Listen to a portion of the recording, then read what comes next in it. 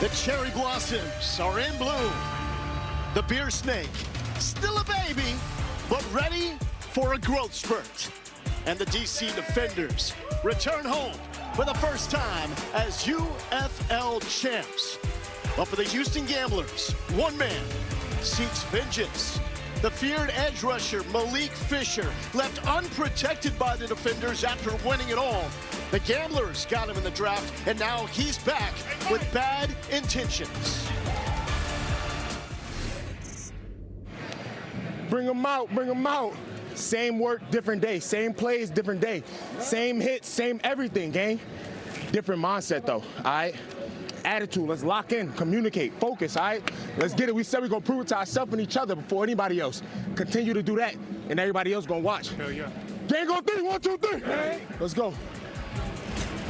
Yes, indeed, Malik Fisher. Let's go. Let's do this. Welcome to DC. I mean, we got cherry blossoms. We've got a snake made out of empty beer cups. This is ultimate spring football tradition unique to DC and the UFL. Lowell Galindo here with Kirk Morrison, Eric McLean, and Aaron Murray will join us from the sidelines in just a bit. Now, DC, they struggled out of the gate, but they got it going last week. Less Jordan Ta'amu and more from Deion Jackson. Yeah, the championship hangover was real in week 1 for DC. But they got back to being old school DC Defenders. And last week, it was because of the running back, Deion Jackson.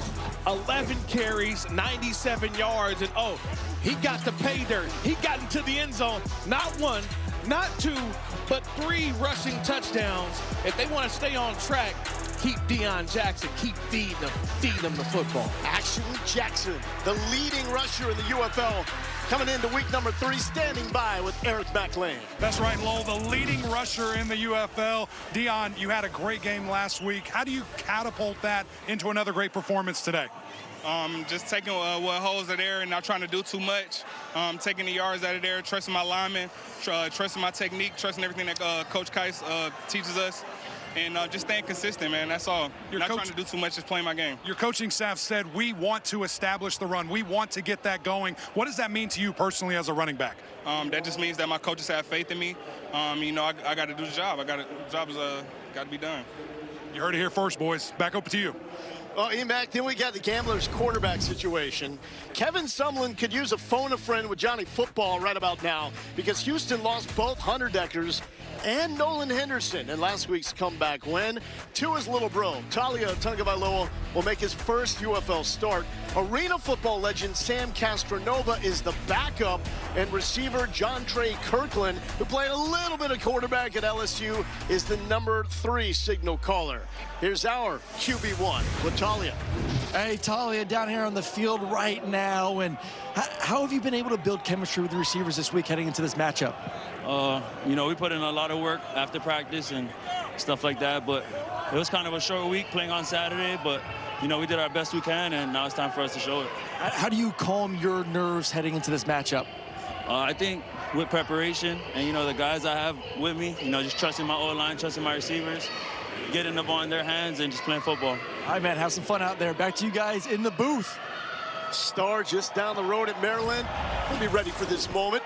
Gamblers were ready for Birmingham a week ago, but it was a costly victory. Second drive of the game, Hunter Deckers, the starter, knocked out. Nolan Henderson comes in, converts 4th and 16 to Mari Rogers to set up this. The John Hoyland walk-off 50-yarder, and Houston shocks the Spring Darlings from Birmingham.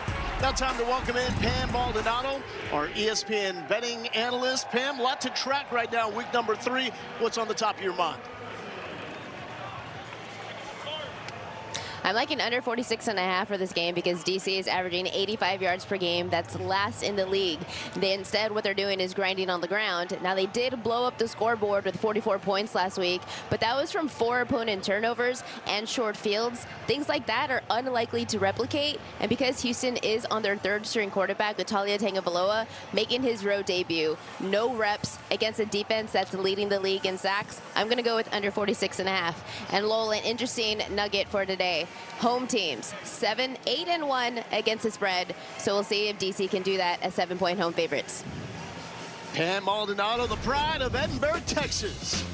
Yeehaw! Best bets of the day up here I'm going with Xavier Valade. Doesn't get a lot of love behind Deion Jackson. He can do it all. Give me the anytime touchdown at plus 135. Yeah, I like Jontre Kirkland, man. He's a big-time player. One of the leading receivers in this UFL over the last couple of years. Anytime touchdown for Jontre Kirkland for me. Aaron, you're going copycat?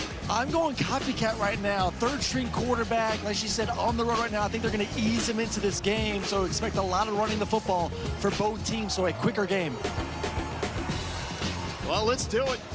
DC won the toss, electing to defer, so the Gamblers will receive. The banner is up. DC rap icon Wale will perform at the half, and we got football back here in the nation's capital. Jontre Kirkland out of LSU hits the seam and takes the opening kick to the 30. Talia Tagovailoa making his first UFL start. Former UTEP OC Eric Price, the play caller. Good job. Good job. We go. Let's go double right. Ron Wilson, X Pigeon. I went on, right?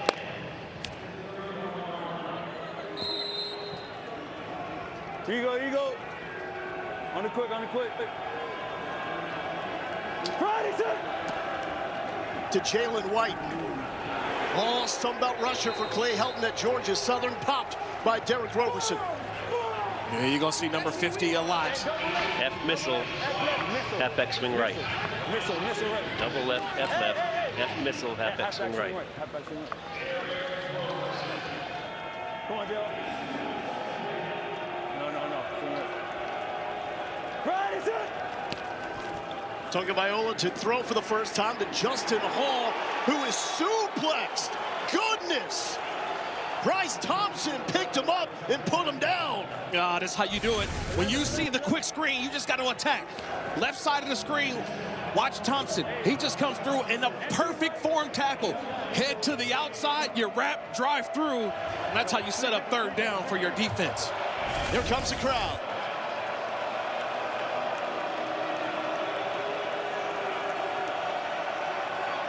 Here you go.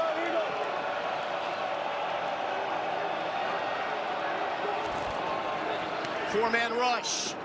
Incomplete. Garyon Conley, the lockdown corner, former first-round pick by the Raiders, in coverage. Yeah, that's not going to do much anyway. That was about a 5-yard route, and you needed 7 yards for a first down. So nice job of Conley staying on top, getting that left hand in. You mentioned a former first-round cornerback in the National Football League.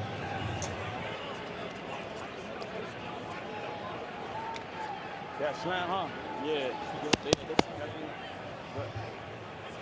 Mike Rivers, the Troy Trojan, on to punt after the 3-and-out. Kiki QT out of Texas Tech, back deep. Muffed one last week. Uncharacteristic for him. Run the 25. And not much doing. DC led by Jordan Ta'amu, last season's MVP of the UFL Championship game. Calls from Fred Keis's OC.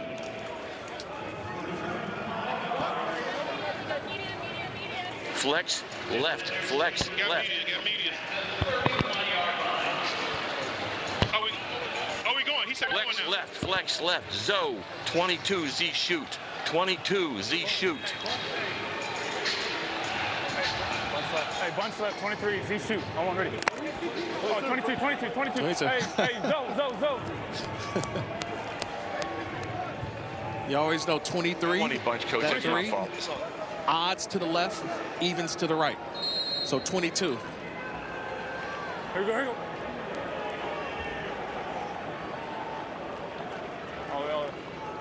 Ready, to go. Ta'amu. Back to QT, who is in motion. Takes it out to the 41-yard line. Second and short. Spread right. Yin. 29 Packer. Spread right. Yin. 29 Packer. Packer, 29. Here we go.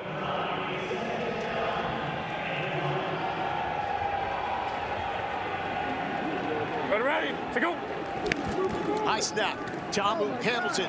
Ashton Jackson bouncing to the 40. You're not gonna get Neon Dion.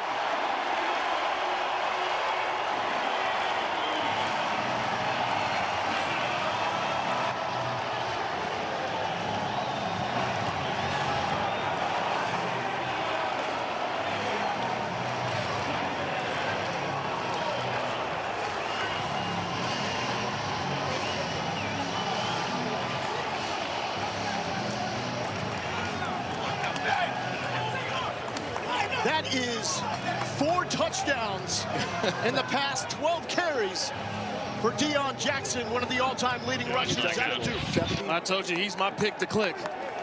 He is my guy, but there is a challenge flag on the ground. Maybe shaving Dane 88, but it's too tight. Ah, what a run. Let's check in and listen actually to the Dean center? Blandino. I'm looking at the block by the center, if that's what he's challenging. Nope, does he not? There's no challenge. No, no challenge. Okay, no challenge. All right, that's the only thing that I could have possibly seen was the center pulled and there was a block on the outside. Is eligible. 72 and number 70. So false alarm, no challenge by Houston. The 60-yard touchdown run by Deion Jackson stands. Blocking in the back, yeah. And now DC will line up for the 1 point. Matt McCrane. Again, staying here after the kick. Will try to make it a 7-0 lead for DC.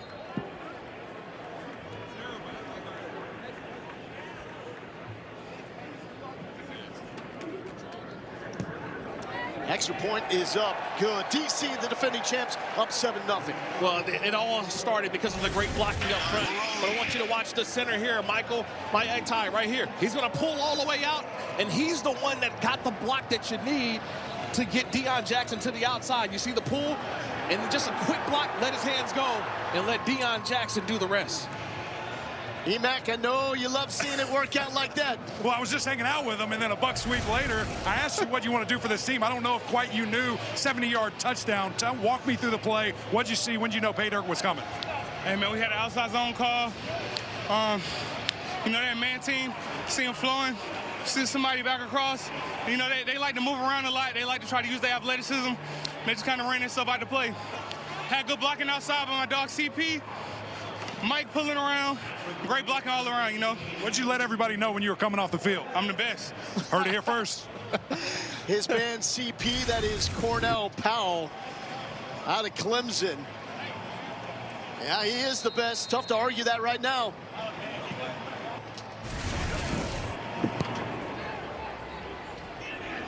Houston will try to get back on track. Return 2 for Kirkland. And Kirkland wrapped up in the 21-yard line. Boys from DC out ready to hit. 50. Curtis Jacobs with the tackle. Demo left, 350, Y stick, Ohio.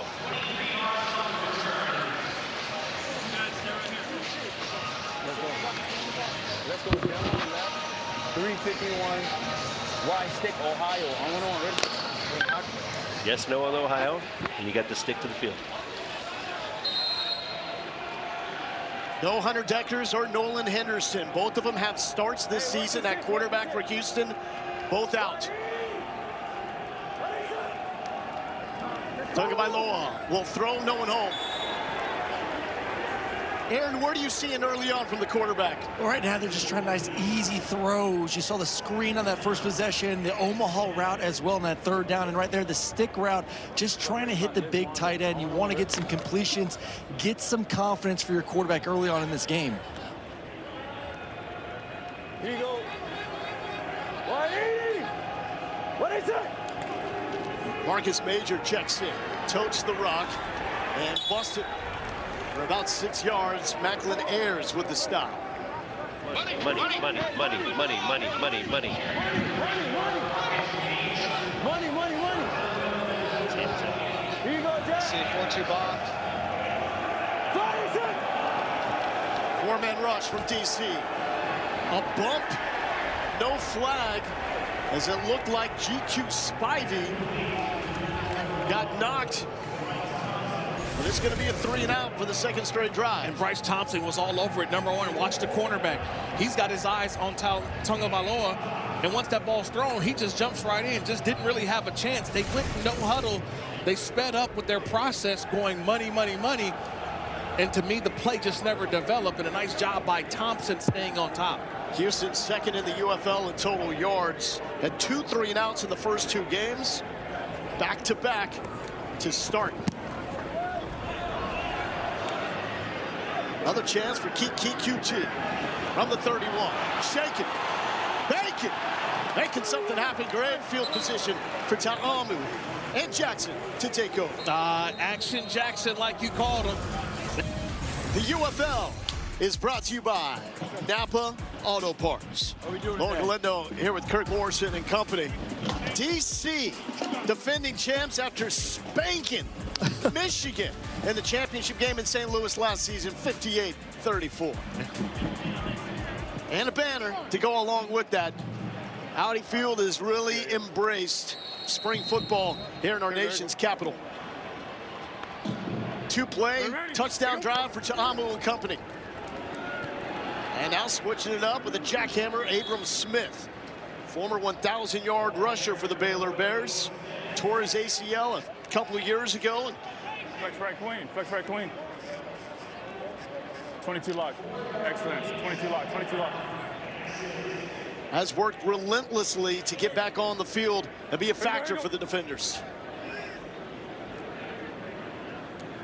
Ready, to go. Ta'amu batted down right at the line of scrimmage. That's a big boy bat down. As Rashard Lawrence out of LSU, former 4th-round pick by the Cardinals, with the breakup. Yeah, how many guys? It's right here in the middle of the screen. Watch him. Rashard Lawrence just gets a hand up. If you can't get to the quarterback, you get a hand up, knock that ball away. One of the many LSU Tigers on the field today. That looked like Shaq with a rejection. Speaking of LSU. 3rd and 6. Not much secret. This defense loves to get to man-to-man coverage. And that one is broken up, looking for Cornell Powell. A flag is down. It was Carlton Johnson out of Fresno State with a breakup. 5-yard penalty, automatic first down. Illegal contact. I see it. Defense number 6. I wonder who they go after here. Automatic. First down. Remember, we're half. You actually have 2 pass interference penalties. Up top was Newsome. I think they're going to get Carlton Johnson, 37, right here. It's the grab. It's the left hand on the back and the right hand coming through. When you said half, I thought you meant half the distance. I was like, wait, what? And a backbreaker on 3rd down. Fresh set for DC. Ready, to go. To the ground, and Abram Smith cuts it up for a couple. You know, we talked about Deion Jackson so far in this game, but he's the headliner. I like the other guys as well. Abram Smith we're seeing now, and also Xavier Valladay, number 24. Nothing there initially for Smith. He cuts it back for maybe half of a yard. So we've broken the 50. New rule in the NFL, no punting. Once you break the 50, even if you then go to the backside of the 50-yard line in the same drive, you can punt if it's in the final 2 minutes of a half. 52. So this 3rd down call, you're almost treating it like a 2nd down call, because now crossing the 50, like you mentioned, Lo, you have that extra down to work with. So this almost is considered a 2nd down type of call. They're close to that 4-point field goal range. Ta'amu high, nearly picked off the fingertips of Eric Ezukama, and nearly picked off. Well, right there, guys, they got that bunch formation and just read a mesh concept right there.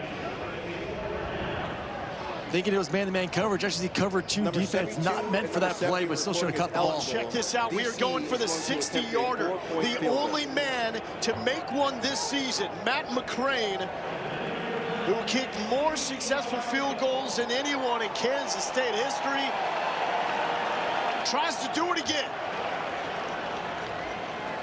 The Jake Bates 4-pointer is good!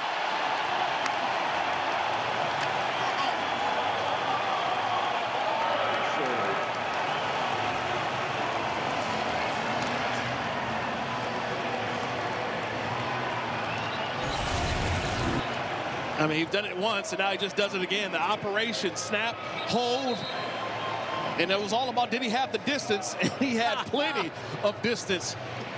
That's 2 of them. That gets some eyeballs in the NFL looking now. You've got a kicker consistently. You did it once? Okay. Can you do it again? Well, he's done it again now, Lo. And he's seen so many great names from spring football make it to the NFL.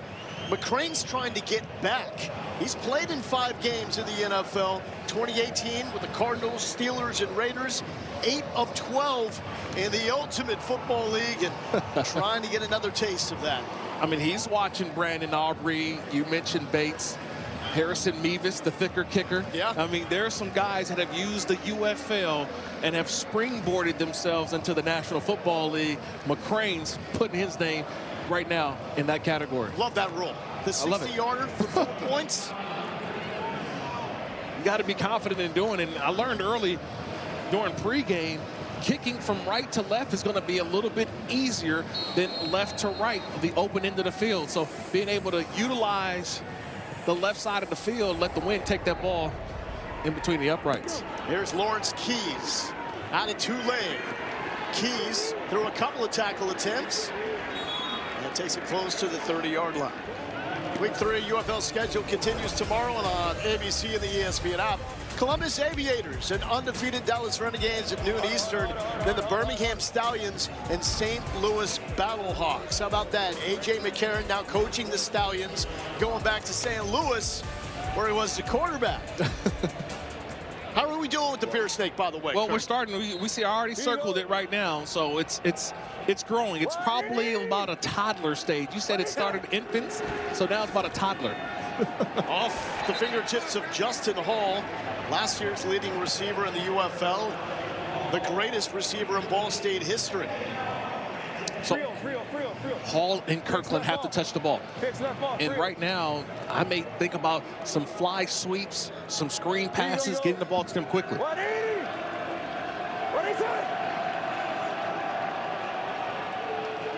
Liz Blade.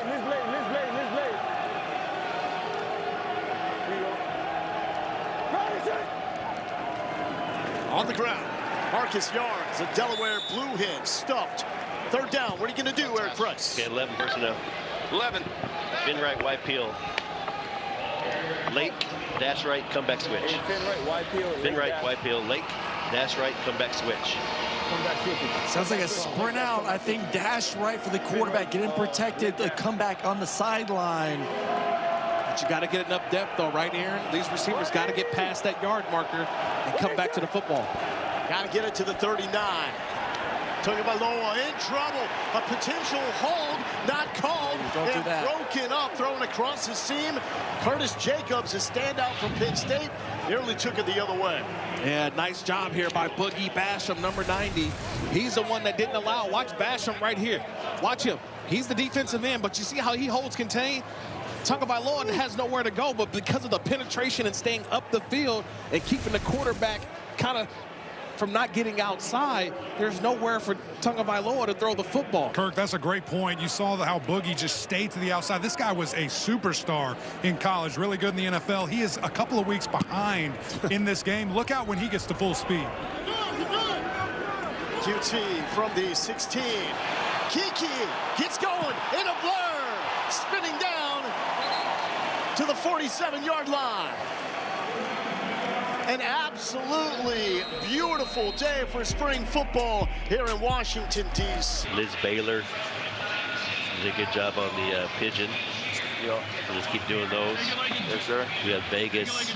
We got Dragon F block. We got a Z blunt with the X Oscar. Yeah. If we come back to empty and it's Ohio over there, just look, take a yes no on the Ohio. Missed that last one. Yep. We had the Ohio on the second one. Yes, sir. Guys, sometimes you just need one first down to get going. That's what the Gamblers need their next time they get out there. Jackson going backwards, breaks a tackle, and takes a hit out at the 42-yard line by Lonnie Phelps. Emac, you know this too. It is so tough with a third-string quarterback getting in there, just getting in any sort of rhythm with the offensive line, with the receivers.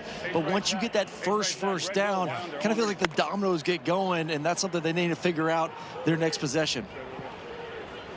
3 3-and-outs for Houston. A 60-yard touchdown run for Deion Jackson and a 60-yard 4-point field goal from Matt McCrane. 11-0 defending champs. Ta'amu with all day. Floats it to the tight end. Mason Fairchild, soft hands. And Fairchild, third most catches by tight end in Kansas history, moves the chain. Yeah, you get the tight end on one side, 3 receivers on the opposite. They all run go routes, and Fairchild comes from one side of the field underneath, and no one picks him up. They drop him in coverage. That's why he was so wide open, but a lot of time to throw because of that offensive line blocking. Great blocking. Say it again. Great blocking by the offensive line, allowing Ta'amu to make that play. Jackson sorting through traffic, nothing there, going back a yard. Eugene Asante, former team captain at Auburn, with the stop. You know, something that's going to be interesting to watch here is there was nobody home on that backside. If they start to think about any type of quarterback pull, it's going to be there. But that's been historically something that, you know, JT just has not done in the XFL and in the UFL. 22, 22, 22. Back on the other side. 23, 23. Okay. 23. 23 love there. Here we go.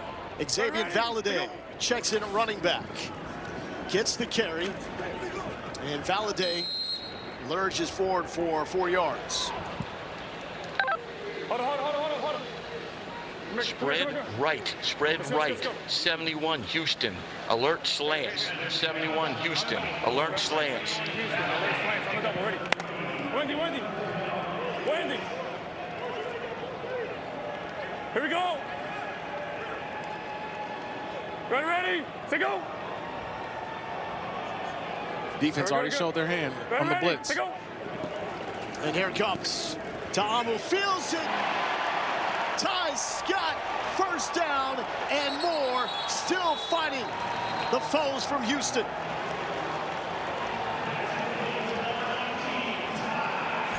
It was the outside linebacker, Charlie Thomas. He showed the blitz. Ta'amu saw it, and he knew, I've got man-to-man coverage. Allow the defender to get underneath, and once he did that, it allowed that throw right in front, and a nice catch by Ty Scott for the first down. Ready, to go. Valladay gobbled up, fought through one, can't escape the second tackle attempt as Kenny Dyson, Quentin Newsom with the stop. And Malik Fisher as well, number 92. We talked about him in the open. This defensive front, they realize they've got a lot on this defense for Houston today. Offense not really going well. The defense is going to have to make a play. Malik Fisher, one of the best edge rushers in the UFL, won the championship with DC a year ago. They did not protect him in the draft, so when Houston scooped him up. Ta'amu, the touch, in and out of the hands of Ty Scott. Aaron, what'd you think of the throw? Oh, it was absolutely perfect. I love the condensed formation. Actually saw a cover 2 defense right there. So we had a smash concept. If that corner sits at all, the receiver's job is to get on the toes of that safety, hit it to the corner. Perfect football, right down the chimney, little Santa Claus action, and just got to be able to catch that. Yeah, I've seen Ty Scott make that play, Aaron.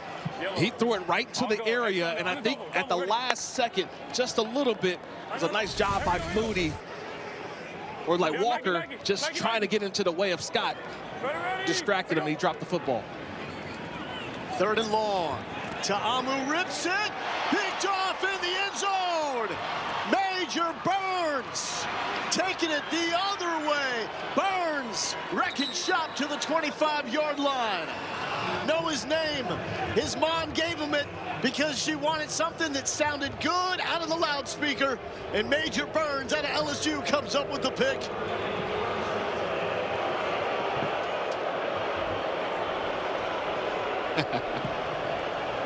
He let everybody know here, and we just said it. When I say the defense has to make a play, you've got to help out your offense, give them more opportunities, and that's what you have right here. Major Burns doing a good job. I know the Nationals are out of town, but he's playing center field. Watch him. He's all the way in the back. He's just watching the eyes of the quarterback the entire time. He's watching Ta'amu, and Ta'amu's eyes took him to the football, and that's an easy interception for Major Burns, and some positivity from the Houston sideline. 3 and outs, though, for Tagovailoa and company. Will this be the spark? Screen, quick game to Kirkland. Kirkland nowhere to go, hounding DC defense.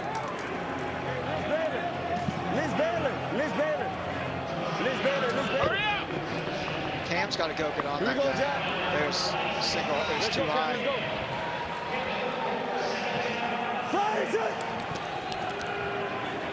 Quick toss to Kirkland. Finding the go-to man, moves the chains. And a little bit of tempo here, Aaron, right? You got a couple of little positive plays, and now the tempo's kind of taken over. Well, we talked about getting that first down. You get that first down. The defense made a play for you. Everyone could just kind of settle down right now. I would like a shot. Everything seems to be very quick in this first quarter against an aggressive defense. 180. What is it? Jalen White. There we go. Second, 4 left hash. 11 personnel. 11. We're going to go Z 11. bunch right tear. Z2 bunch right tear. 52 Vegas. Bunch Vegas. Z2 bunch right tear. 52 Vegas. Hey, get Marcus Major ready to go next play. Let's go. So we got some motion coming up here. Tagovailoa was the number 3 quarterback for the preseason in the first 2 weeks. Thrust into the starting role this week. Talia dancing. Eyes downfield. Throws downfield. Tiptoe. You only need 1 down. But Justin Hall cannot get the 1 foot down. The one thing, watch at the end of this play, a nice throw. Can he get both feet in bounds? Just one. We only need one in the UFL. And that was close by Justin Hall there. And that takes us to the end of the first quarter. DC doing their part to try to make the over hit. They've got 11 points. Deion Jackson, a 60-yard touchdown. Matt McCray, 60-yard. Here are the 8 teams making up the UFL, the defending champs right here in DC. Best party along with St. Louis in spring football.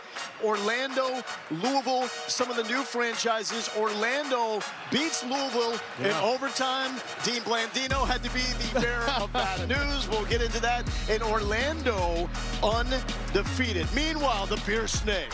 Yes. It's growing.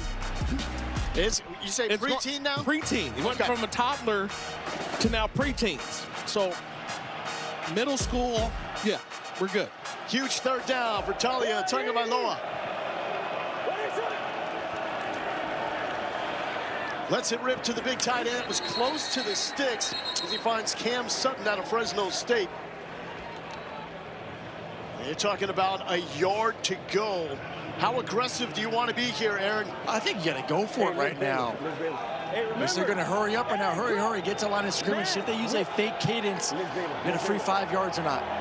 Let's go! They do go for it. Tagovailoa drops it. A scrum for the football right at the line of scrimmage. And here comes Bryce Thompson. Thompson picks it up. And it will be DC football.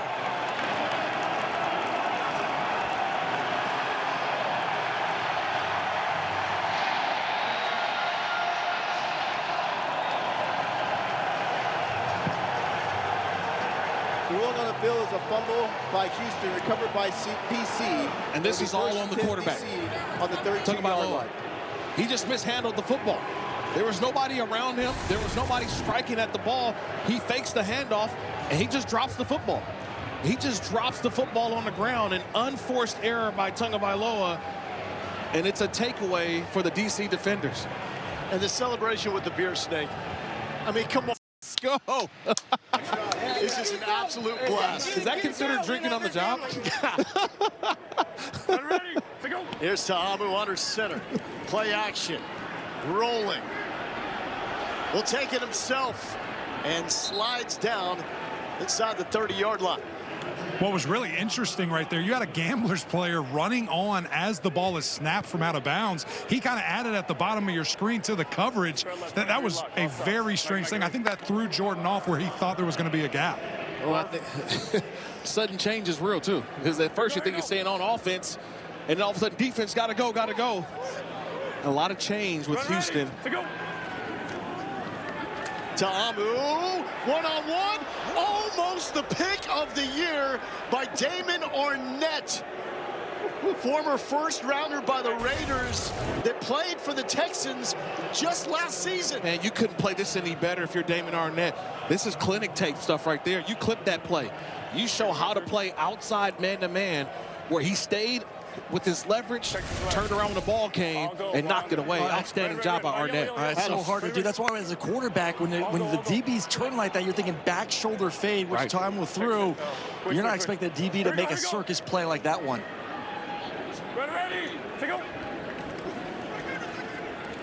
Third down for the former Ole Miss Rebel. Throwing on the run and just out of the reach of Kiki QT. Want to go back, though, to Damon Arnett. First-round pick in 2020. Ran into a share of legal trouble. There was a 4-year gap in NFL action, but got things right and got back to the NFL and played 2 games with the Texans last year. Yeah, look, he's a guy that has some experience, even at the age of 29. When you think about later in the season, he's a guy that you can, I think, count on to get you through a game or two. That type of player. 46 yards for Mr. Automatica, Matt McCrane. 14-0. The beer snake grows as a DC lead does. Easy. Lowell Galindo, Kirk Morrison, Eric McLean, and of course, Aaron Murray. On a perfect day for football here in Washington, D.C. I think Aaron Murray jogged around. That's Aaron right today. there. Yeah. Oh, no, that's not Aaron. Guys, I told Kevin Sumlin the arm is still loose if I need to come in at all this game, so look out. Why have the SEC's up? Guys, I told Kevin Sumlin the arm is still loose if I need to come in at all this game, so look out. Why have the SEC's all-time leading passer when you've got the Big Ten's all-time leading passer in Talia? Come on now. Justin Hall, his chance for a return. Spinning and being dropped by Curtis Jacobs.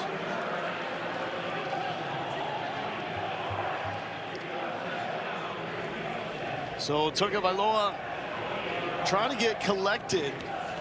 It's been a hurried process to get him ready to make this start with no Hunter Deckers and Nolan Henderson. Flood right slot, Liz Wanda on 1-on-1, ready? It was 3 straight 3-and-outs, and then Houston went for it on 4th down in their own territory. And Tagovailoa dropped it. DC recovered. That's Jalen White up in the 11. F to fix left. Liz Gator X Pigeon. F 11 left. Liz Gator X Pigeon. Liz Gator X Pigeon on 1-on-1, ready? Second.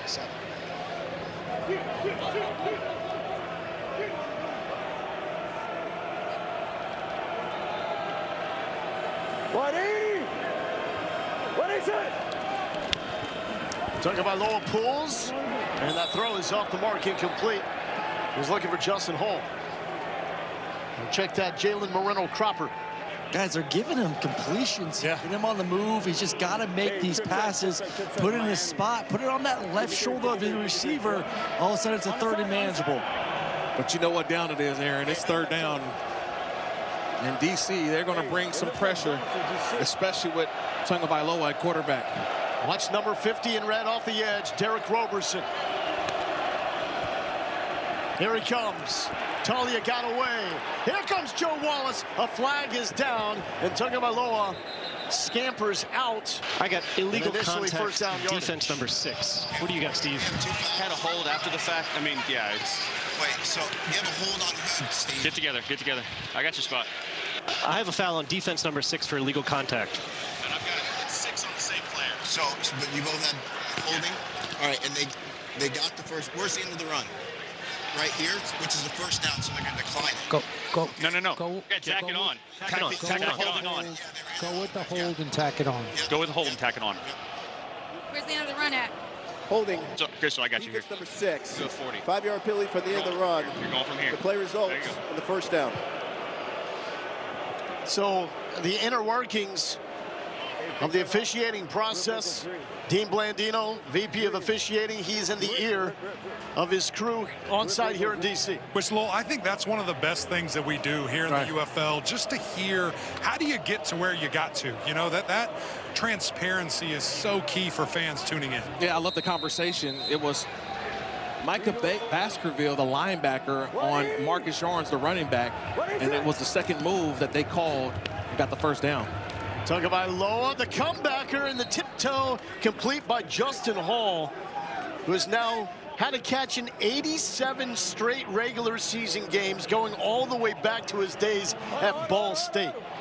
And getting Tagovailoa out of the pocket, right? Moving the pocket just a little bit, allowing him to see the routes develop. Kevin Sumlin was actually Tagovailoa's co-OC. Yeah, he was last time. When he was at Maryland, his final year, in which he led the Big Ten in passing yards. Quick pass. Here's Hall. Hall falls forward for a pickup of 3. It's all quicks. At what point, Aaron Murray, do we take a shot down the field? I want to see Tagovailoa throw the ball down the field, put some pressure on his secondary to have to cover the entire field. Well, I like that too, but I do like them moving him outside the pocket. It does seem like he's more comfortable getting outside, sees it better. 180! What is it? The Golden Gopher, Marcus Major with the carry. Flag is down.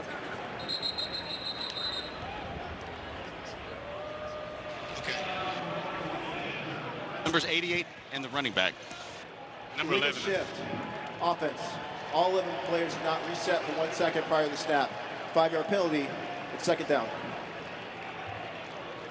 The 2 head coaches, Kevin Sumlin, head coach at Texas A&M, Shannon Harris. 3 plays, right? Getting the crowd into it. Took over for Reggie Barlow when Barlow went to Tennessee State, Harris's alma mater. The 2 head coaches, Kevin Sumlin, head coach at Texas A&M, Shannon Harris. 3 plays, right? Getting the crowd into it. Took over for Reggie Barlow when Barlow went to Tennessee State, Harris's alma mater. Led DC to a title as the interim head coach a year ago. He's the guy this year. Talia will throw. Picked off. Conley got it. Garyon Conley. Sideline. Goodbye, Garyon.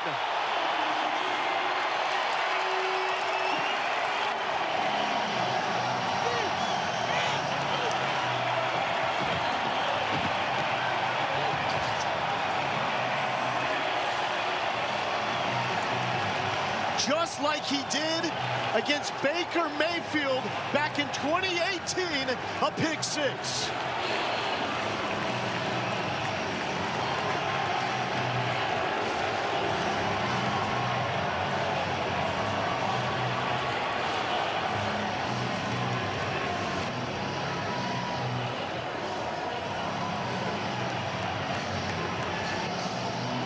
Get all this momentum going. You're Houston, you're moving the football, and then it's an interception, and this one is not on the quarterback. I'll get a chance to show you. It's not on the quarterback at all.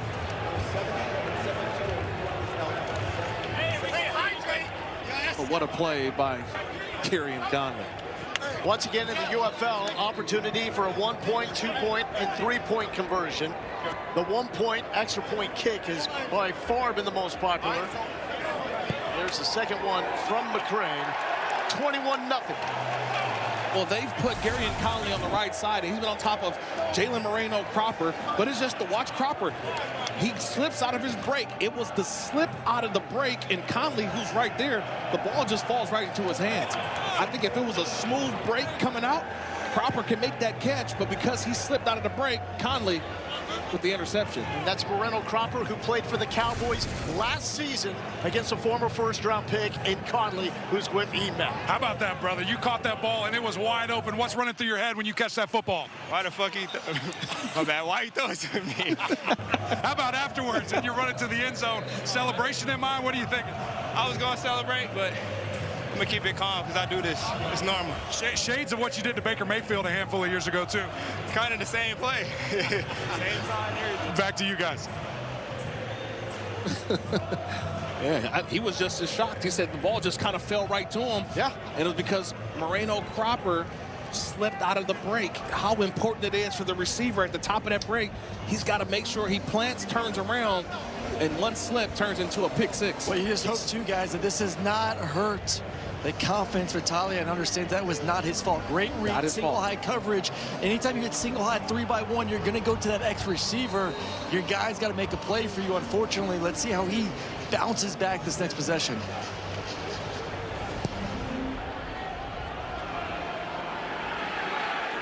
Here's Lawrence Keys. Keys to the 40-yard line. This year's NFL Draft is in Pittsburgh. The three-day event begins Thursday, April 23rd at 8 Eastern. And we'll have every pick once again on ESPN. It's also available on the NFL Network. And as always, ABC's coverage focuses on the prospect's journey to the draft. So Conley was a first-round pick by the Raiders back in 2017. He's 30 years old, Kirk. Right. I mean, getting up there a little bit for a corner, but the smile on his face on the sideline, what does that bring out to you? I mean, it brings out the athletic ability that he still possesses. And when you're sitting at home and you're watching the UFL, you're watching the NFL, you're like, I can still compete. I could be one of those guys. And that's why he's out there using every ounce of athletic ability in that body of his. And that pick six shows you that he can still get it done. Kirk, first thing he said as soon as we're done, I am so old. Not the way he raced to the end zone. That's memory. Trick me. Talking about low pressure now by Boogie Basham. And now it's Devontae Maxwell forcing him out. Maxwell, 2 years removed from a torn ACL, really starting to flash for this DC defense, who, by the way, starts two former first-round picks at corner, not just Conley, but DeAndre Baker, number 2, former Thorpe Award winner from Georgia. Yeah, they've got some outstanding guys in that secondary and allows these defensive line to go make some plays. 2nd and 9, and there's Justin Hall with a catch. 3rd down. Oh, we got a flag down, Do we have a complete? Yes, completion short. Be short. Personal foul. Personal foul. Roughing the passer. Defense number 21. 15-yard penalty from the end of the run. Automatic. First down. That's Gabe Taylor. That's the younger brother of the late, great Sean Taylor, who was an icon here in Washington. Blake Williams, the defensive coordinator for DC, has actually known Gabe since he was 8 years old, because Blake was an intern with Washington when they drafted Sean Taylor. So many NFL storylines coursing through the UFL. Free play. Justin Hall, the go-to man, dropped it. I need a ball. Ready, give me that ball, Fred. DOF 90, 98.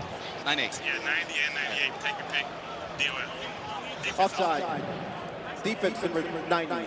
5-yard penalty. It's first down. Casey Rogers, who actually played with the Giants just this last season. Yeah, but you got a gift there with the offside penalty on the defense. If Justin Hall makes that catch, you're right now inside of the red zone. So even in the penalty, you get the yards, but could have been a bigger play had Justin Hall been able to hold on to that football. This is a big drive for Aaron Murray's under selection.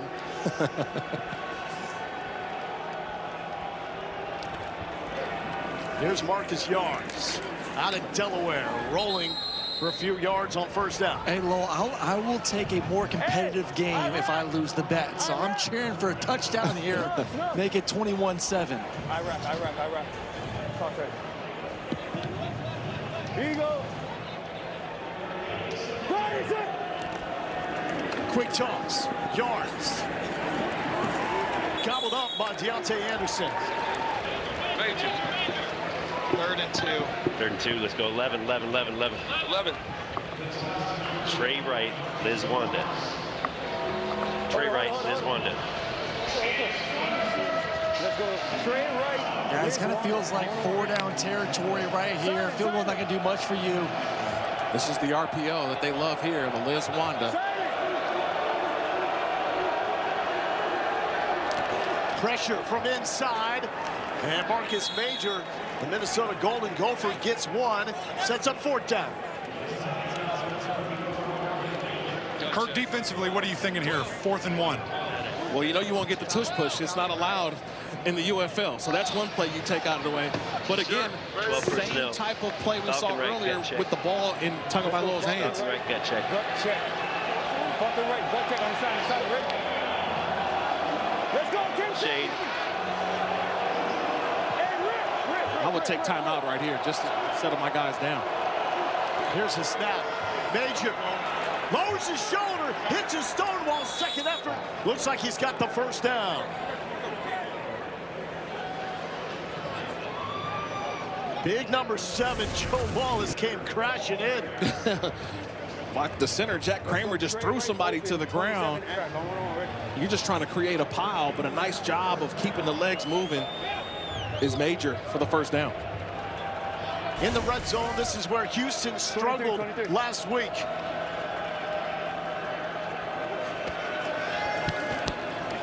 Tagovailoa double pumps.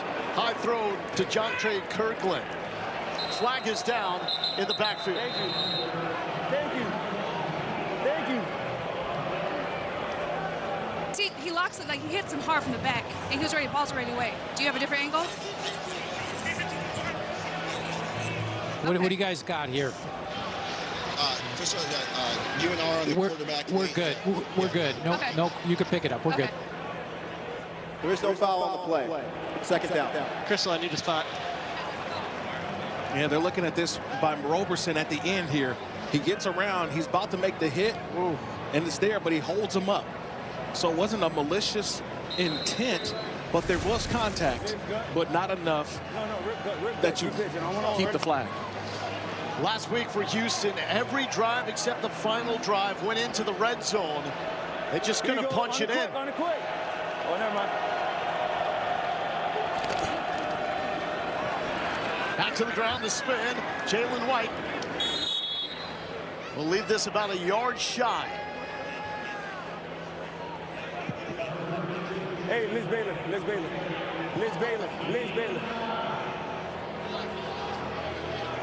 Here you go. 3rd and 1. Back to White. White has nowhere to go. He's stuffed.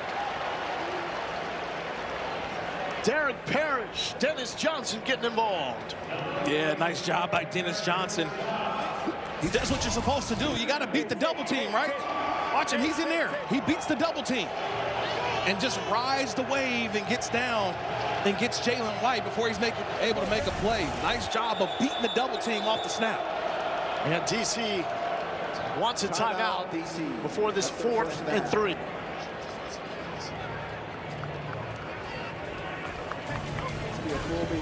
Shannon Harris talking it over before a 4th and 3. 21-0 DC leads.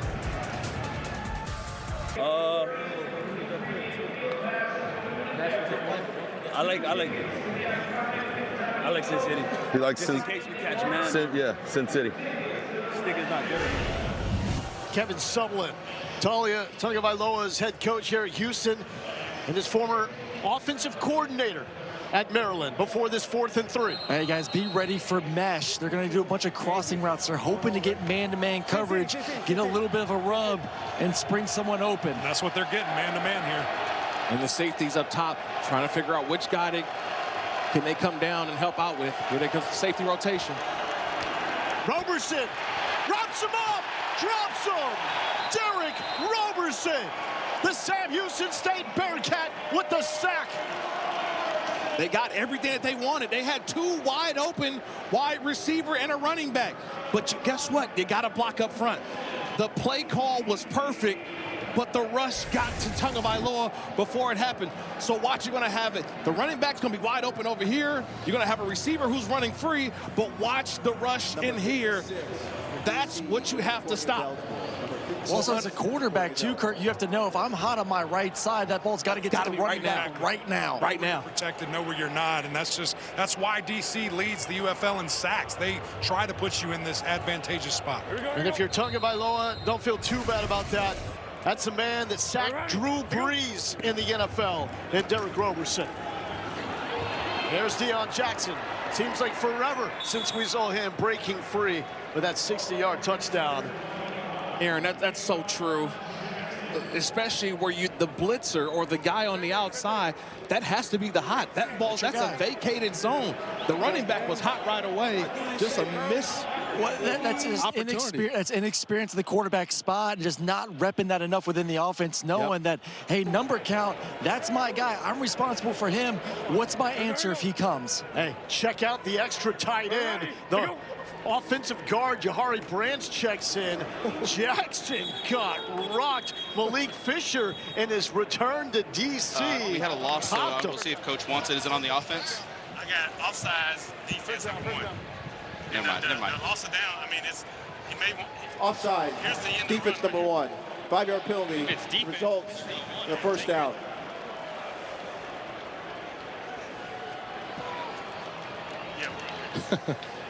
Very rarely do you get that call. That's Damon Arnett, the cornerback.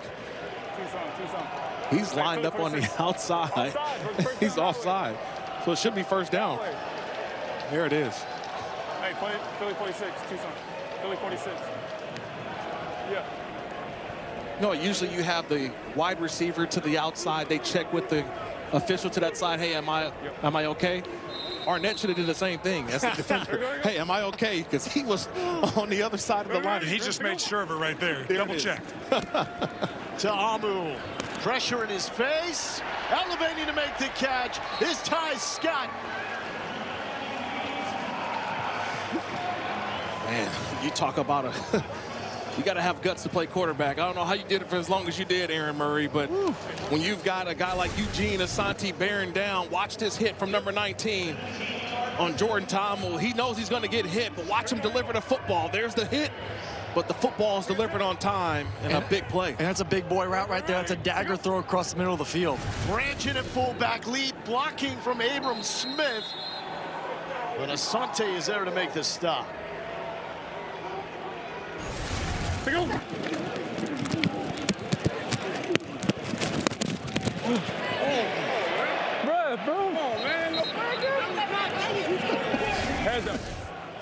Yeah, he's looking for the flag on that one. That was a big hit by Asante, but nice job of staying in there, knowing you're going to get hit, but deliver the football on time. Makes me glad I'm on the sideline with the microphone and not on flashbacks. You were lobbying. Flashbacks to Nick Farley.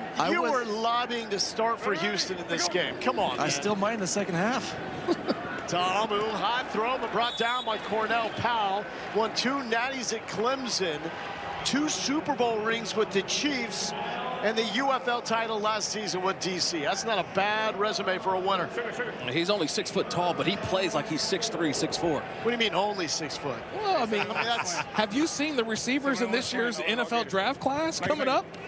I mean, if you're not 6'3" walking off the bus, that's what it is now at that position. Led the UFL touchdown catches last year. Got picked up by the Texans.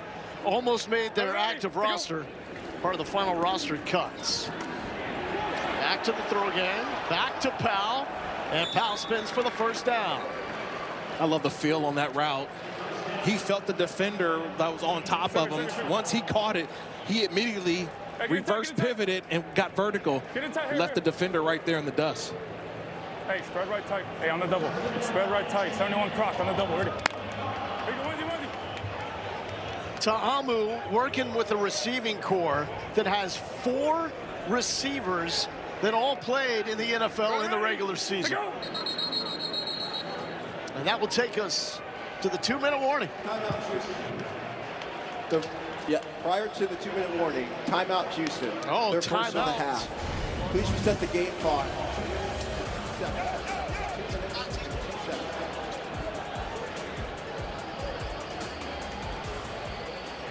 All DC celebrating with the Beer Snake. A little stone cold celebration, if you will, on a day in which The defenders hung the banner for last year's UFL championship, in which Jordan Ta'amu was the MVP. Kevin Sumlin looking for answers. They shocked Birmingham last week, but are chasing 21. So that was a timeout before the 2-minute warning. So we will have a play and then the 2-minute warning. We got to communicate it. They got tight split.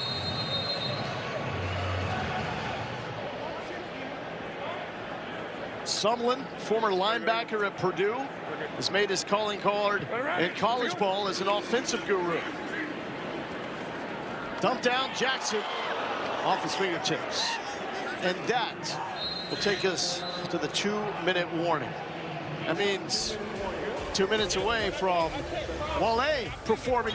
DC Defenders fans supporting the local economy, one beer at a time. It's all the way up here. Look at that. It's all the way up there. So we started way down at the bottom. Now he's about a high schooler. Like, it's a snake. It's a legit snake. It's a legit snake, yeah, for sure. Hey, let's check in with EMAC. Wale, DC native, my brother, great to see you. What does it mean to you from being from this area, all the great things you represent about DC? Look at his score, 21. You feel? Makes you feel a little better, huh? Yeah. That's what I do it for. But just you and the community, man. You do so much for this surrounding area. You had a new album that came out. You're always trying to give back. What does DC mean to you? I mean, everything, man. Like, I mean, in the industry where all my peers is from somewhere else, like, I be trying, like, go extra hard for the city. You know what I'm saying? Like, it's in me. It made me who I am. You're going to do a little concert here, a little performance. What are you hoping it ignites these guys in the second half? I'm hoping that it's hard to perform in these stadiums when they're not synced up right for a live performance, and it's not, you know what I mean? I hope that goes well. I believe in you. I did something at another sporting event, and I couldn't hear myself, so I hope that works. But I don't think they need no help because we up 21-0. We looking good. They'll be just fine. Appreciate you, Wale. Back to you guys. Hey, so what do you think about this? What do you think about the defenders? What do you think about the defenders game right now? I think they are kicking butt and taking names. You want to switch down? You want me to go? Yeah, I do actually. Are there any players that are exciting to you right now? Cornell Powell, both the guys up in the booth want you to call this next play. Okay. It's a field goal. Where is it at? Oh. No, you should have gave me something exciting. I want to do some color. You know, I could do some color. They are. I played with some great kickers, actually. Yes. Well, I heard that you once said that if practice makes perfect, what's your mama's name? What's her name? Tell her. Perfect would be my mother's name. Yeah. I played with some dogs, though. I played with a guy named Rob Butler, played for the Chargers. I played with I got to know Robert Morris right before Hank Fraley, right when Hank Fraley left. Hank Fraley's right behind Dan Campbell, I believe, right now. You knew that? I did. How you know that? Man, that's what we do. Yeah, okay. I also heard you wore number 49 and you weren't too happy about that. Boy, I hated it so much. Like, I lost my identity. And then they gave me 37, which is like not that much of it. It's not Larry Centers. Yeah. I don't know. I couldn't. So what number did you want, though? What number did you want? I'm always deuce. I'm always two. Two was my number at QO. And then when I got my swag back at Virginia State, though. I got my swag back. That's a good place to do it. Okay, they also do the beer snake here. You can kind of see it across from us. It's about halfway up the stadium there. Have you participated? Are you going to help out in that after the performance at all? I don't know what a beer snake, I don't know what that is. You drink a beer, you put the cup on top, and it just shows how much they're drinking here. I have a lot of stuff to do today. Hey, oh, man. Taking over. Yeah, man. And that was all truth right there. That's it. Okay, so now 4th and 3. Ta'amu comes out with the offense. A little I form.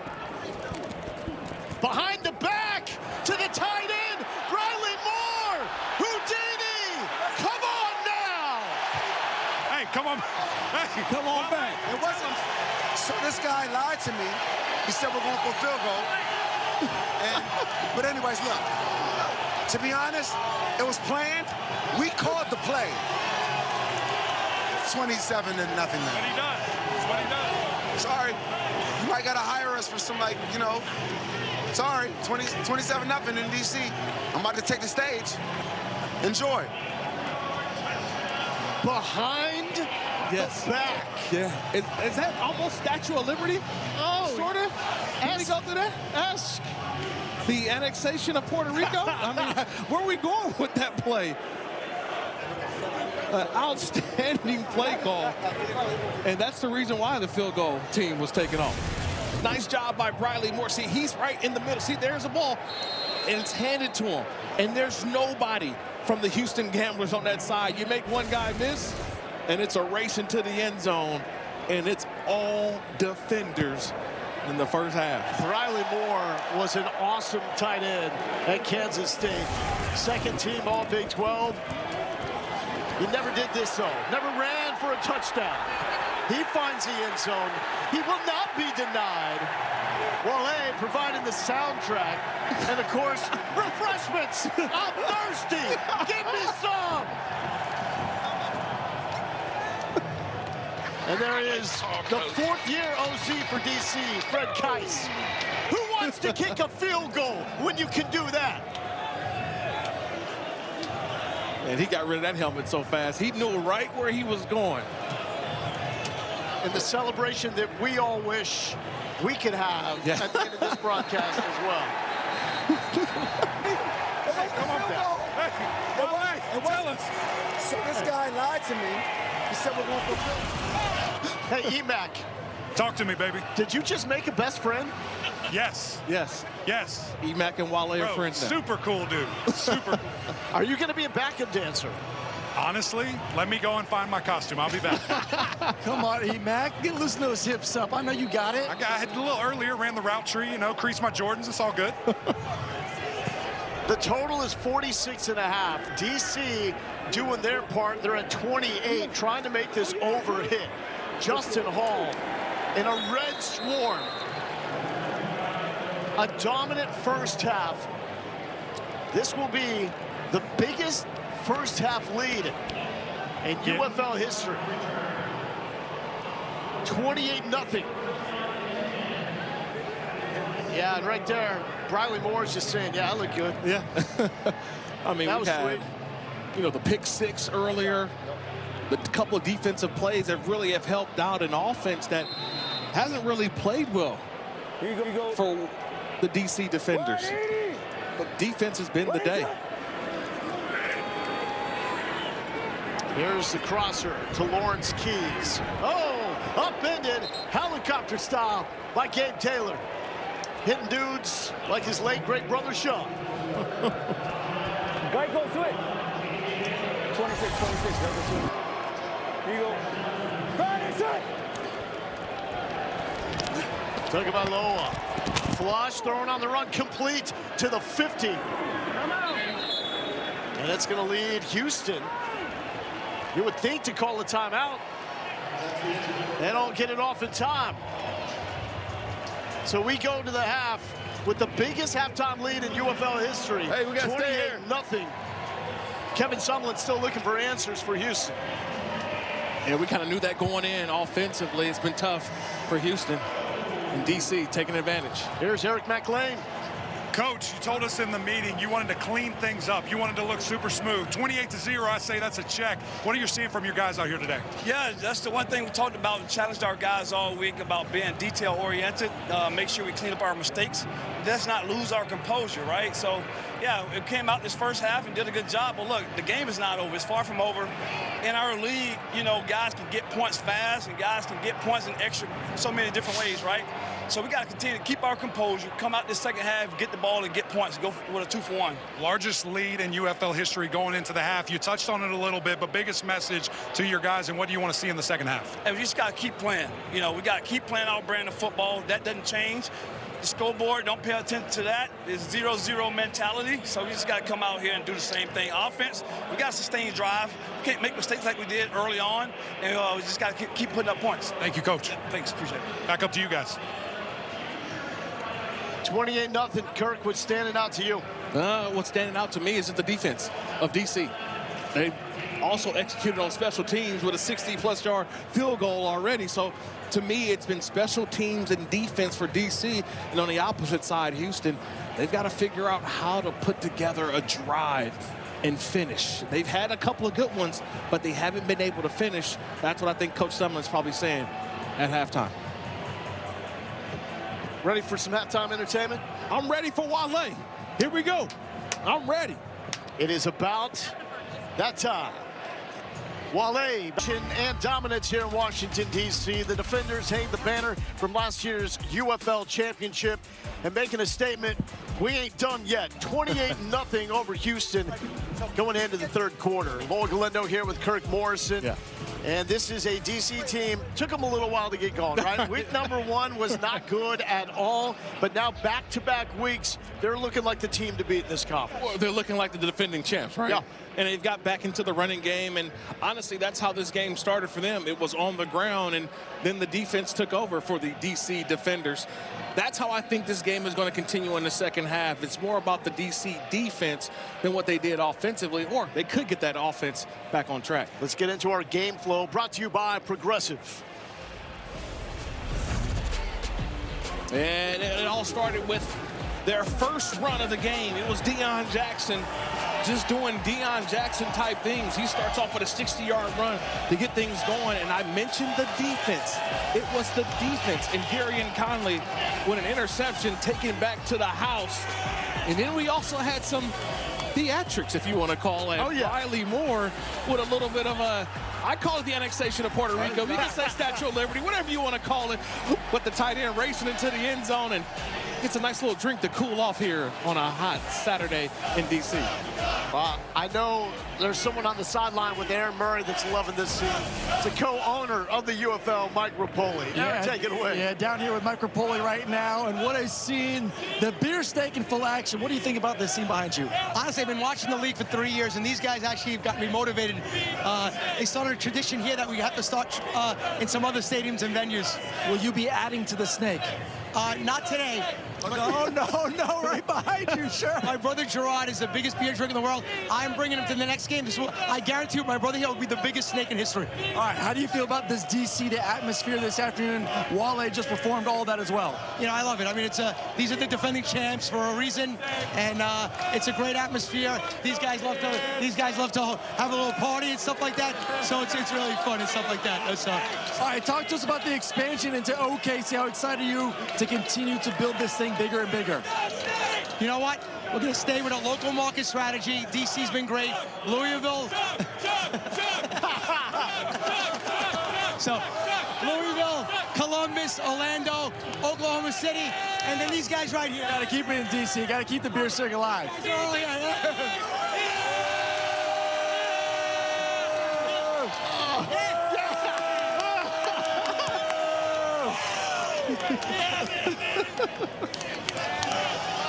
All right, back up to you guys.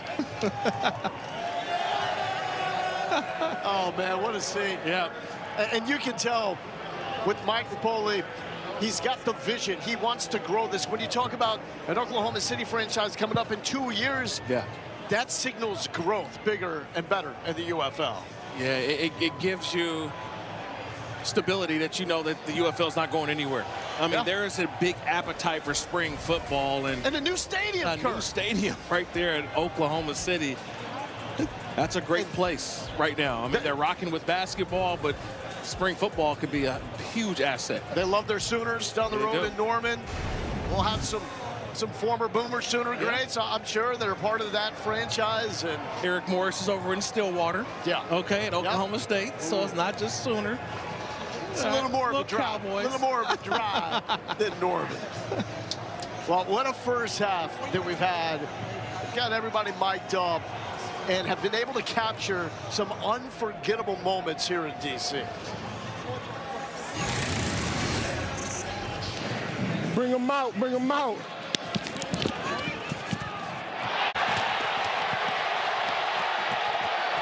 Yeah! That's it.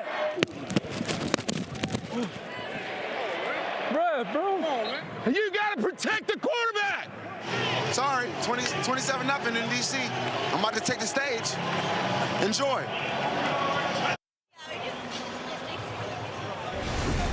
And we had it all. We had the 60-yard run by Deion Jackson. Yeah. Matt McCrane becomes the only guy to hit two of these 60-yard four-pointers. I like to call the Jake Bates four-point kick.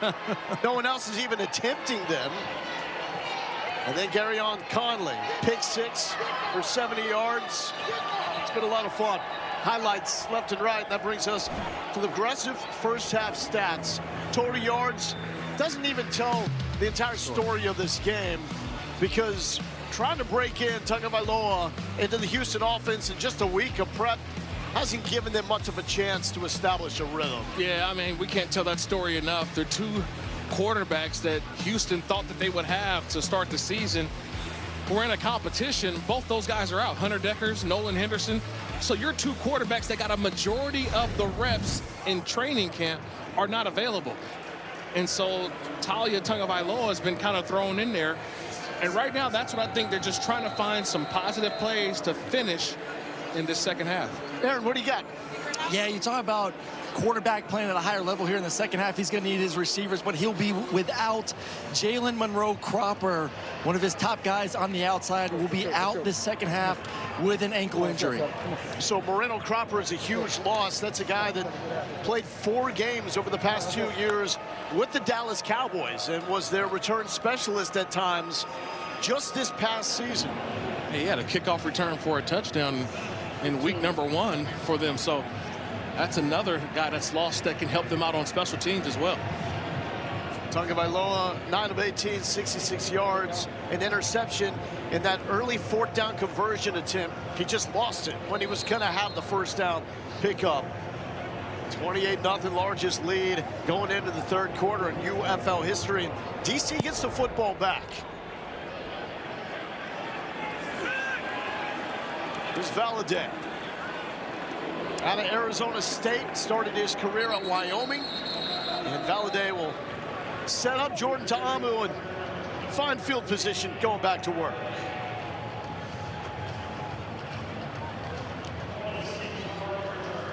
DC started with the run game, and I think that's what we're going to see throughout this second half. I mentioned that Deion Jackson is the headliner, but man, he's got some other acts in Valladay that we just saw in that return, and also Abram Smith. Look for those guys to get a lot of carries in the second half.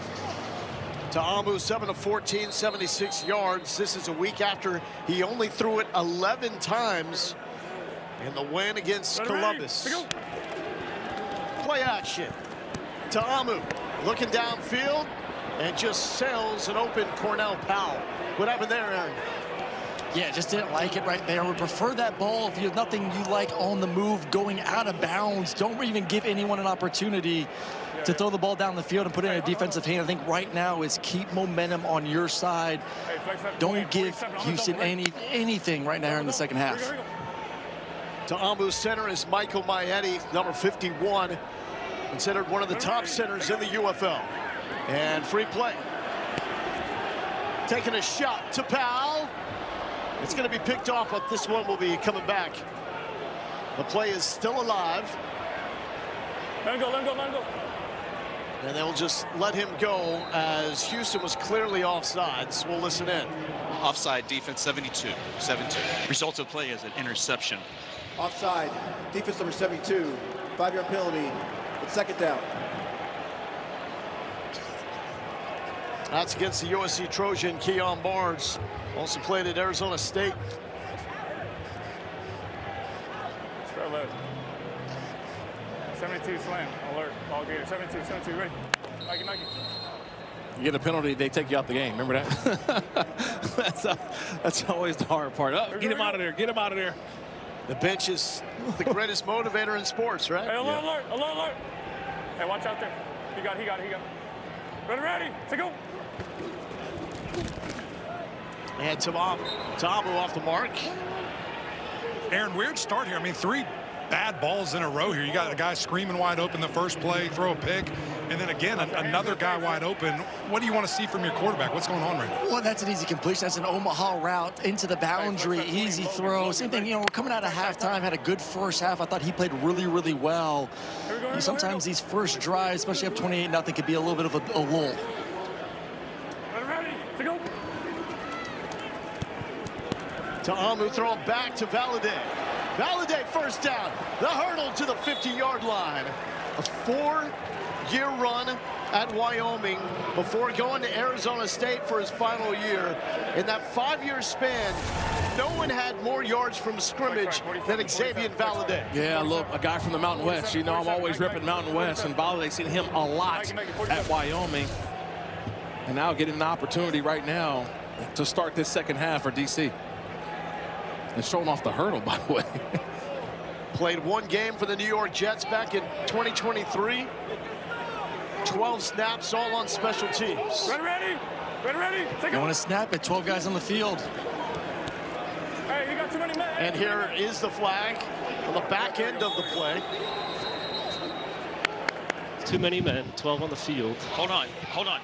They subbed really late. Did we give them a proper amount of time? We gave them proper time. Okay. All right, well, then we have defense too many men. Snap. Defense. 5-yard penalty. It's first down.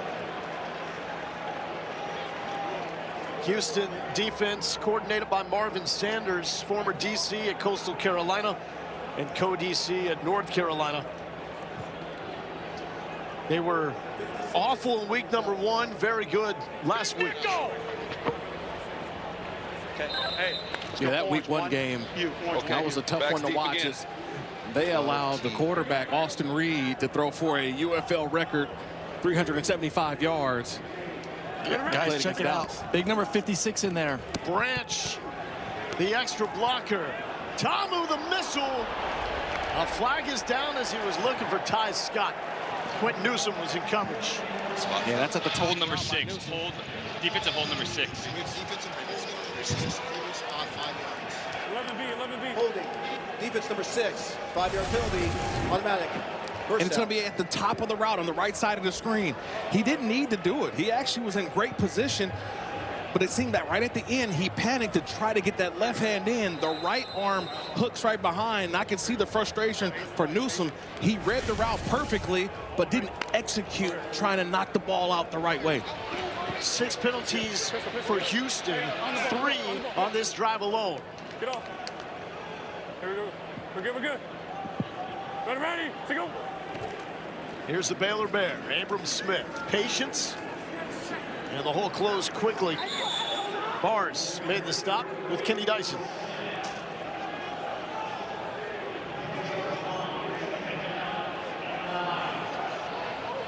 We forget that Jordan Ta'amu is also just a veteran to this league.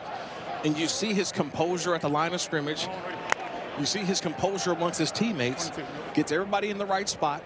And he puts the ball where it needs to be. Here we go. Playing with a chip, he thought he should have been the MVP of the league last year. There you go. Look at that big fullback in there. Perkins. Jahari Branch, taking bodies with them. He at least clipped Bars there. The flag is down. Illegal formation on the offense. Tackle is uncovered. So go with 5 in the backfield. Illegal formation. Offense. More than 4 players in the backfield. 5-yard penalty. And second down. There goes Big Branch right here in the middle. That's our guy. All 326 pounds of him. He just knocking people out of the way, just getting his way. He's just a people mover. So he was playing guard, but DC gets Yasir Durant back this week, so he knew that would limit his playing time. Went to Fred Keiss and said, hey, can I still have a role? He said, oh yeah, big fella, we'll give you a role. Ready. To go. Loves to play this game. Ta'amu, the missile to Ty Scott. That's been the frequent target. 3 catches now for Scott. It's a tight window throw from Ta'amu right in front of Johnson. Carlton Johnson had an interception last week. Watch how tight this throw is. Johnson's all over. He's bearing down, but that ball's right in there. And that's a rope from Ta'amu. Oh, and a nice read, too. Just double slants. You see that linebacker come down with the first second. You're going 1 to 2, inside to out, knowing that you got to cover 2 corner on the outside. A nice ball there to get the third and more manageable. Well, and they check to it. That's what I love. Ownership of the offense from your quarterback. Ta'amu, sideline one-on-one. He had the touch. A flag is out. Looking for Ty Scott. Number 37.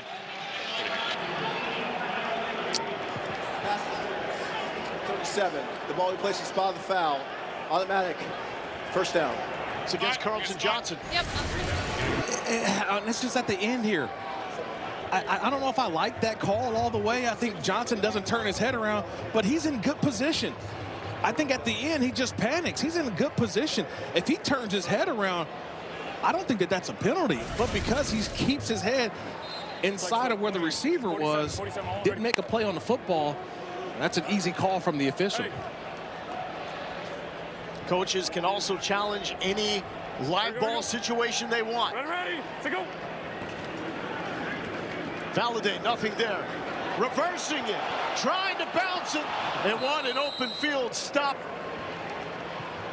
Quentin Newsome, Charlie Thomas there to make the stop. I want you to watch this play.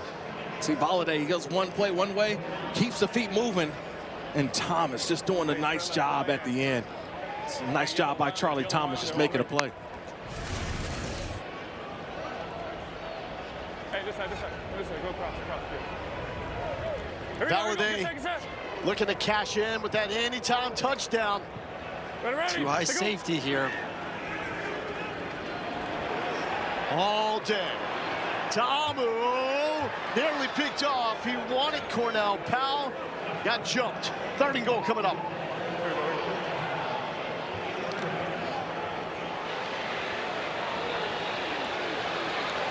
Spread right tight. Just go 10-10-10. 10-10-10. Spread right tight. Spread right tight. 71 Crocodile. 71 Crocodile. 71 Crocodile. 7-man protection. Here we go. They got everybody in there. Ready, to go. Get out. Ta'amu wrapped up and dropped. Malik Fisher, welcome back. He was unprotected by DC after winning the UFL title a year ago. I was going to get Houston was able to scoop him up. Yeah, watch this. He set it up. Watch, he's going to come here, and then watch the spin move to the inside by Malik Fisher. He's been setting this move up all game long. Gets up top, little spin move, and he's unabated to the quarterback for the sack. Here's McCrane, 38 yards. He's got 2 of them today, and McCrane is perfect. Malik Fisher wanted some vengeance against his former team. At least for a moment, found some with a sack against his former mate, Jordan Ta'amu.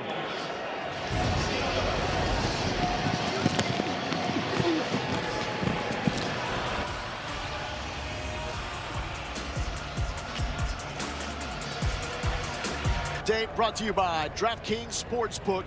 Let's check in with Pam Maldonado. Pam. Hi, yeah, this is a 31-point lead that we see from DC, which is a historic performance. Only 2 UFL games have been decided by 30-plus points, which makes the live line right now with DC 34.5. And the contributing factor is two forced turnovers in this matchup, which is a continuation of the 4 that they forced last week. That's something that's going to be on my radar week after this. Pam, we appreciate it.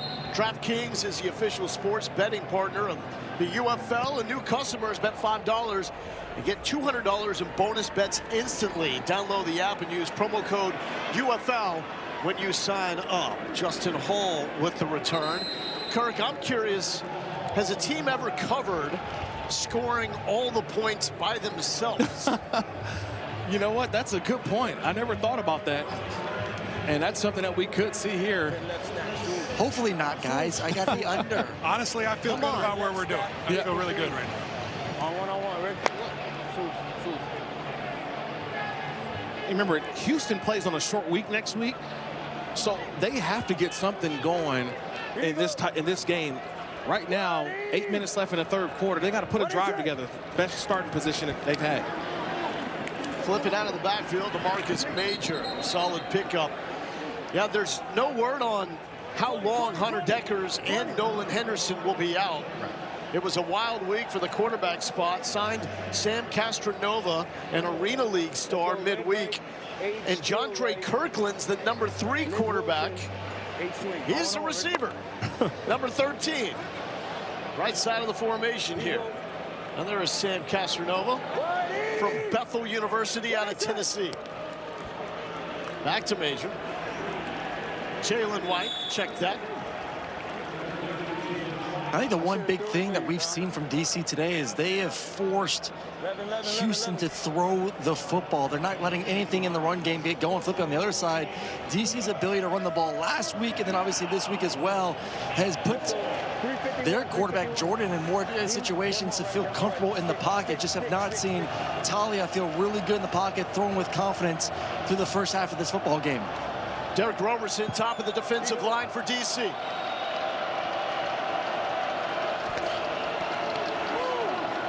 Quickly getting it out, first down yardage to Justin Hall.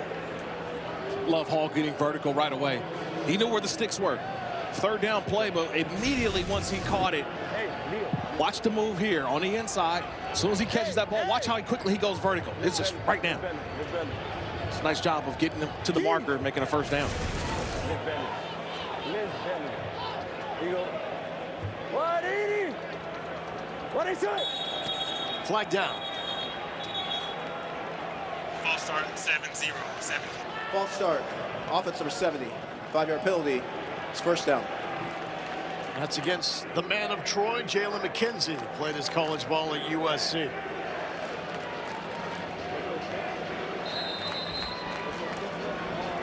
Liz Waco Grizz X spot. On 1-on-1, Rick.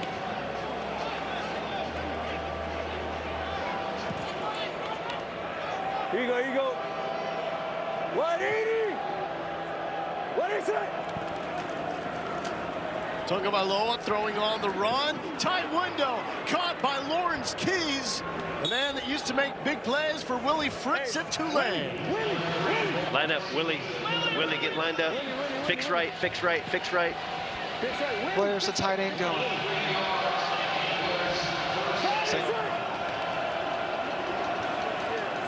White.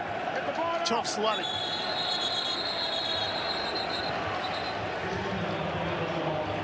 It's going back to that play. Nice job by Keys uncovering late in the down. So Tagovailoa gets out of the pocket. He's trying to find somebody, and a nice job by Keys settling down, throttling down, showing hands, and got a good play. Houston spent so much time on the red zone this week after struggling a week ago. They're inside the 20 for only the second time. Headed to the Beer Snake. Here you go. Man-to-man cover. Tagovailoa flushed. Talia thrown on the run and a little behind. Keys incomplete. Oh, and Joe Wallace picked it up and threw it back. Quick tree. Left percent. Empty left, wide bunch. 350 Dragon, F block. Empty left, wide bunch. 350 Dragon, F block. Man, blitz, we got the Dragon. Guys, can we get the big tight ends involved here in the red area? I agree. Big 89, Cam Sutton's in there. He goes 6'6", 268. DC jumped off the edge. And still fighting is Justin Hall to the 10-yard line. It looked like DC was offsides. Let's see. They don't want 4th and 2, so we're going to go DOF number 5. It's not going to be a first down, so we replay 3. Offside. Defense number 5. 5-yard penalty. It's third down. Right half. Right.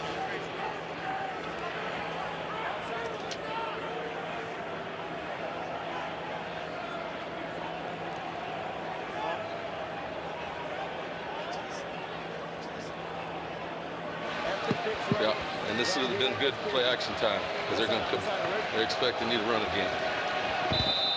Yeah, I think he's I don't have a play action for him on the.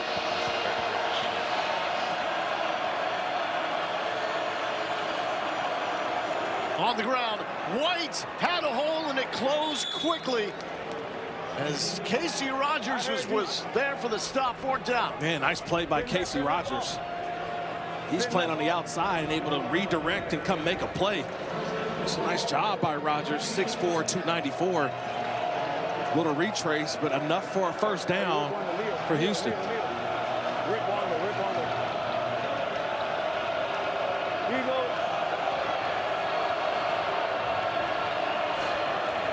Tagovailoa slings it sidearm, and it's in. Gamblers on the board with their first passing touchdown this year.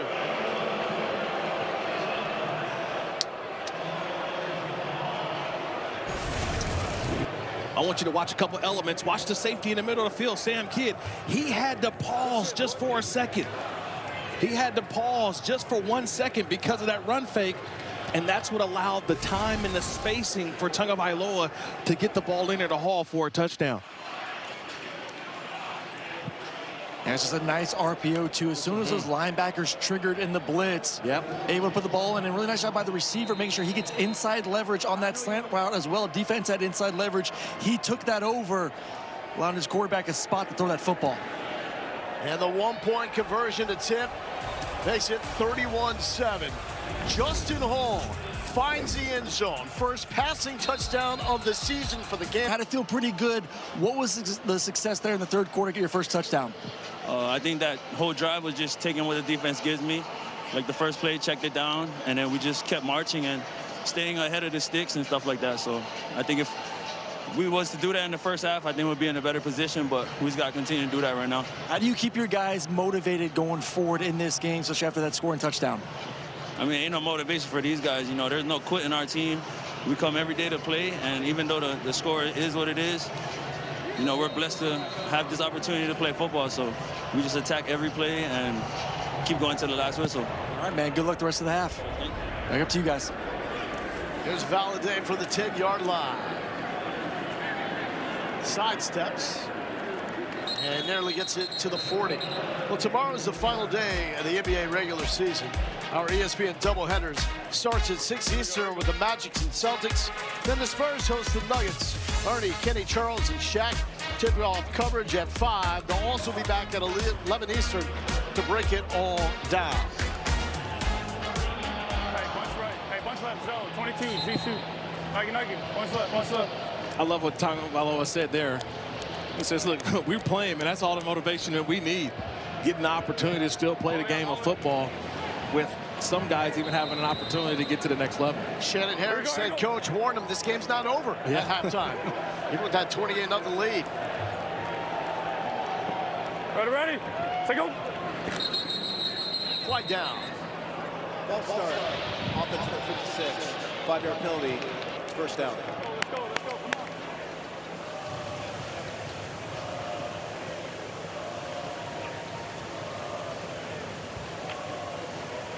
Guys, here we go. Lock in. Here we go. First and 15. Let's get it back. Left, flex, left, 46. 46. 46 on the double. Ready. Here we go. We got to go back to the weak side and keep rolling down here. Yep, they're rolling again. We're good. Here we go. I don't care about that one there. Ready. Say go. Ready. Say go. There's Jackson.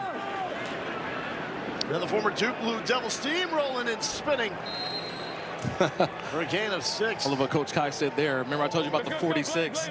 Even numbers run to the right. Even numbers to the right. And he doesn't care that they're putting a safety on there. They're putting the rolling of safety to that side. He said, I don't care if the safety's there or not. We're still going to run it.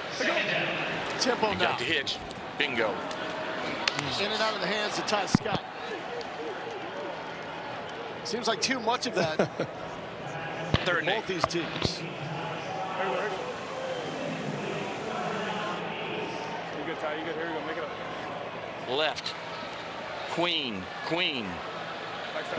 Philly 47, Tucson. Philly 47, Tucson. In the gun. Here we go. Ready. Say go. Pulls it from Jackson. Talu flushed. Sacked. Brought down by Kenny Dyson. Charlie Thomas was there as well. Rambling wreck of Georgia Tech, Charlie Thompson. Yeah, nice job by Dyson, though. He was able to go underneath. They tried to show action with the offensive lineman pulling in front of him, but he does a good job. Watch him come underneath. He fakes underneath and then got vertical. And Ta'amu just didn't have time to set up. That was a nice job by Dyson, not being fooled by the pull of the lineman, staying lateral, and then getting vertical. That's good tape. Second sack for the Houston defense. forcing the first punt for DC. It's Paxton Brooks, the Tennessee Volunteer. This is a bomb to Lawrence Keys from the 10. Keys spun and takes it to the 25-yard line. A 31-7 deficit for the Houston, but now Taulia Tagovailoa gets the football back with some confidence, momentum. Yeah, they got some things going. And when you say things going, it was just positive plays. Getting the ball out of his hands quickly, and his receivers helping him out, let's be honest. Keys, we saw Hall on the play before.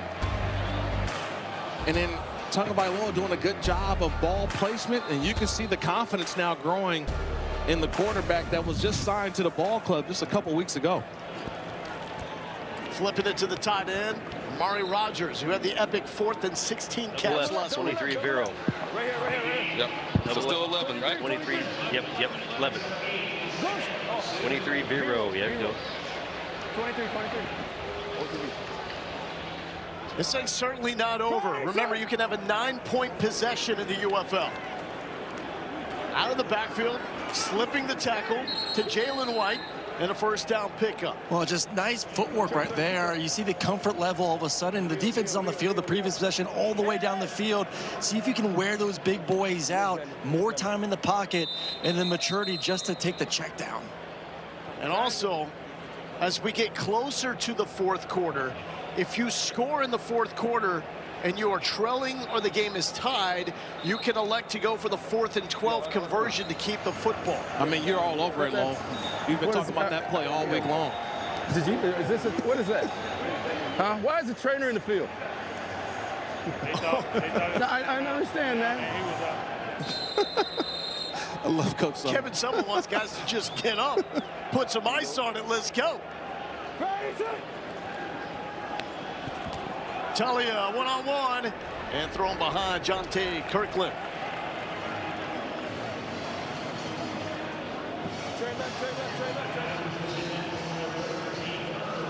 Gary and Conley was on coverage over there, and he goes out of the game. If Tagovailoa is able to see that, maybe he goes back after on the outside. There's Conley right after that incompletion to Kirkland. Went off to the sideline. Big C. Marcus Yards in the plus territory. And the Delaware Blue Hen almost blew the defenders away. Yeah, because you got two defenders. One guy has to go all the way down. Watch these right here. These two guys. One guy has to collapse. You've got two guys going up the field for the quarterback. Nobody collapses down to the running back, and that allows that big run for yards. Tagovailoa in rhythm. Flustered, and here comes Darrell Johnson. The throw and almost a circus completion to Justin Hall.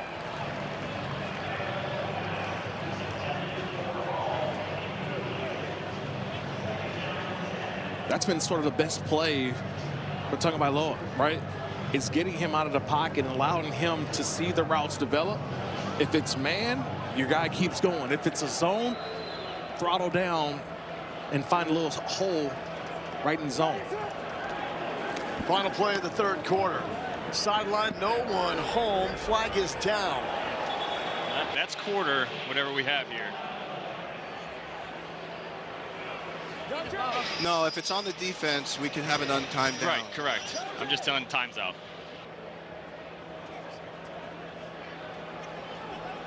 Open up your mics so we know what y'all have. Yeah, open up your mic. Let us know what you're talking about.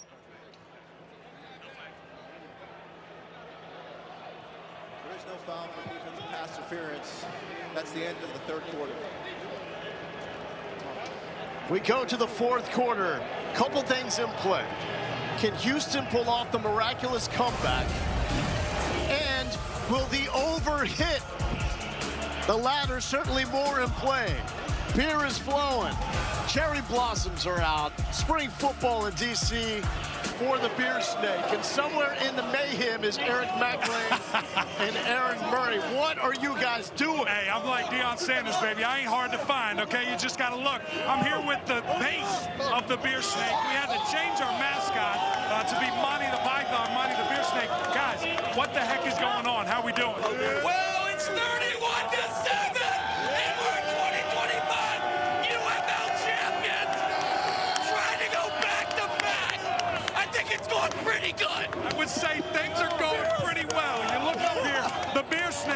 somewhere at the tip. Oh, we are way up here. Great view. Hey, are we going to get to the top? We're going to get to the top? We're getting all the way. We're getting all the way to the top. All the way. All the way. All the way. We're getting close. We got 1 quarter, and they're going to keep feeding this snake. 1 quarter to get all the way up. I think we can do it. Hey. Peer pressure at an all-time high for my friends. And did we confirm that the estimated value of all of these beer cups to the top is around $15,000 worth of bill series? I just know our per diem doesn't cover that. $15,000 worth of beer sales. And another flag. 25 rows of this. Yes. Approximately 50 feet. Well, let me say this to you. $12 a cup, 14,000 is twisted. If they straighten this thing out, I mean, it can go up and down this row. I mean, it's incredible. Emac, is there like a conductor? I mean, are they trying to line this snake up, or does it go where it wants to go? It has a mind of its own. It goes where it wants. But those 3 fine gentlemen, when I was hanging out with Monty, they are the ones that look like they're adding the most to the cup. So they're having a great time. And they probably love that 3rd down stop. Incompletion from Tagovailoa. Oh, man, this is awesome. We are going fast forward from the snakeling to the preteen snake all the way to the boa.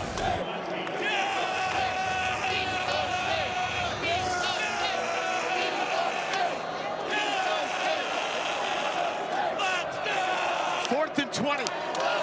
Why not? Complete to Hall. That's going to be well short. Beer Snake, your thoughts?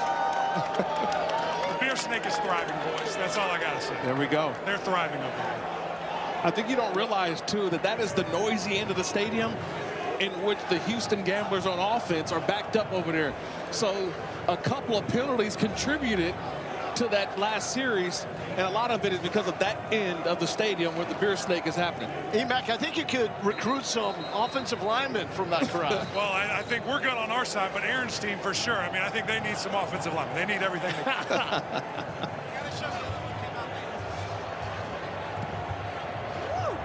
A tradition unlike any other, the Beer Snake. There we go, adding a couple more. There we go. There's about 8 more. He's got to finish that one off, and then he's got another one. Yep. Come on, he's nursing that thing. Let's go, Judge. Let's go, Your Honor. We're ready to go. Oh, boys. Ta'amu in rhythm to Braylon Sanders. That was the big play hookup back in their days at Ole Miss. Sanders and Ta'amu. Roger. Here we go. Get set. We're ready to go. Ta'amu wants to run, and he can scoot. Ta'amu sideline inside the 20. Yeah, I just love what Ta'amu is doing. And when you get the RPO going, watch what it does to this safety. So now the safety comes down. He sees that, and he's got the quick slant working right there. Ta'amu, he's working it. He sees it and delivers a strike, and now the offense is moving. And then you throw the RPO where he takes off and go. Nice job as offense now getting back in the rhythm. Ready to go. Abram Smith the carry, following the blockers to the left side as Michael Tarquin out of OU, the right tackle, pulled to pave the way. Really good patience there by the running back Smith, but I got to tell you guys, as an offensive lineman, when you feel your running back put his hand on your back, it's go time. You know it's all uphill from there. Ready to go. Ta'amu got it. Smith got clobbered. Now Ta'amu gets clobbered and a loss of a yard. That was mayhem. Yeah, he just tackled anybody. You just tackle anybody. You don't care who's got the football. That was Rashard Lawrence for Houston. He just got through. It's like somebody's going to the ground. Aaron, are you still up there with the Beer Snake? We might have lost Aaron. Okay. I made it down. He got ripped out there again. I just wonder, what's the decorum when your team is driving towards the Beer Snake? Oof. Looks like they've gotten a little quieter. And movement on the left side. 71. Thanks, Jimmy. 5-yard penalty. It's third down. We're on the snap And here. the wave is broken out. Here comes the wave crashing towards the beer snake. There it is. Let's go.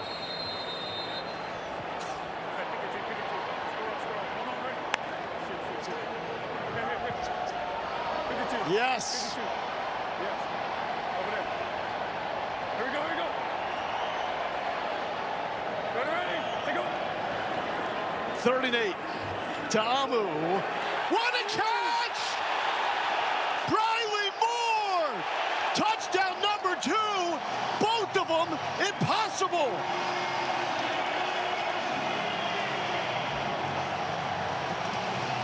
Chug, chug.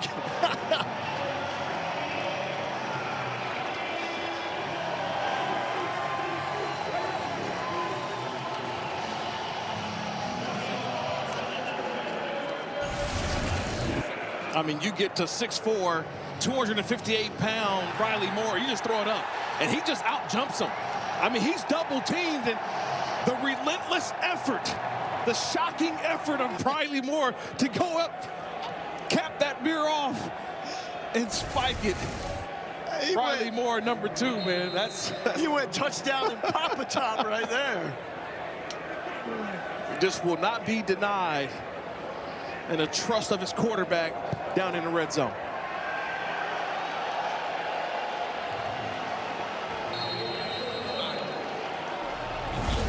It's all effort, all will, all want to.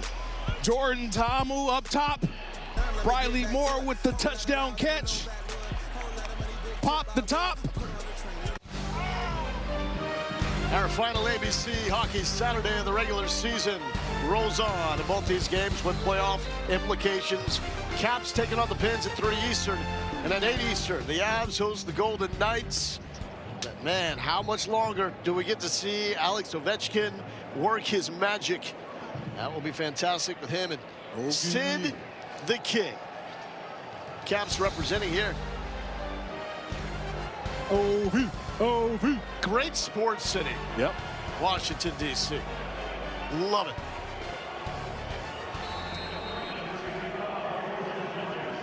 And what a day to bring it all in.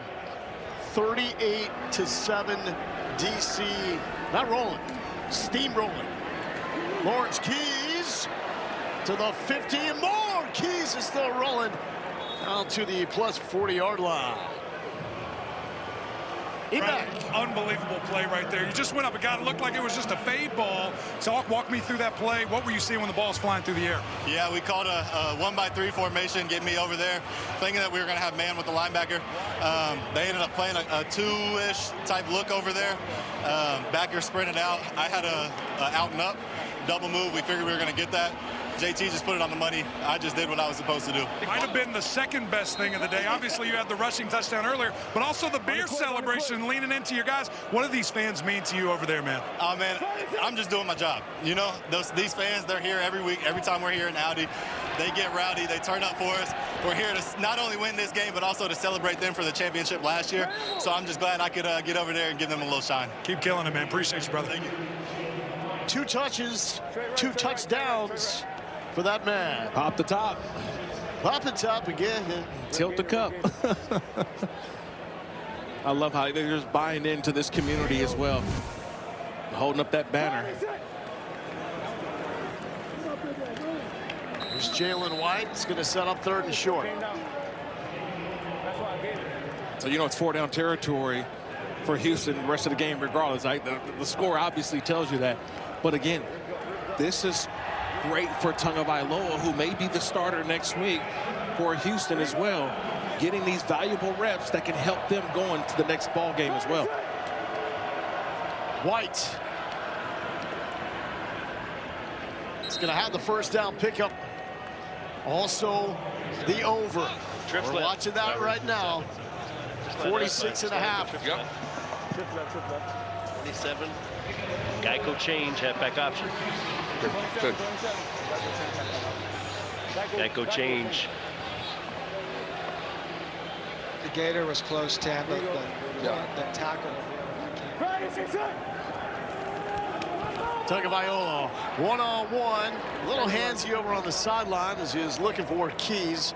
Echo Boydo in coverage. One big critique with Tagovailoa right now, some of these back shoulder throws, just not enough air on it. They're pretty flat, really not giving his guys an opportunity to adjust mid-route to make it. So a critique for Thursday would be just to continue to work on giving his guys a chance to even put hands on the ball. I love the tight end up the seam, though, Aaron. I'm surprised they haven't used their big 6'6" tight end, Cam Sutton.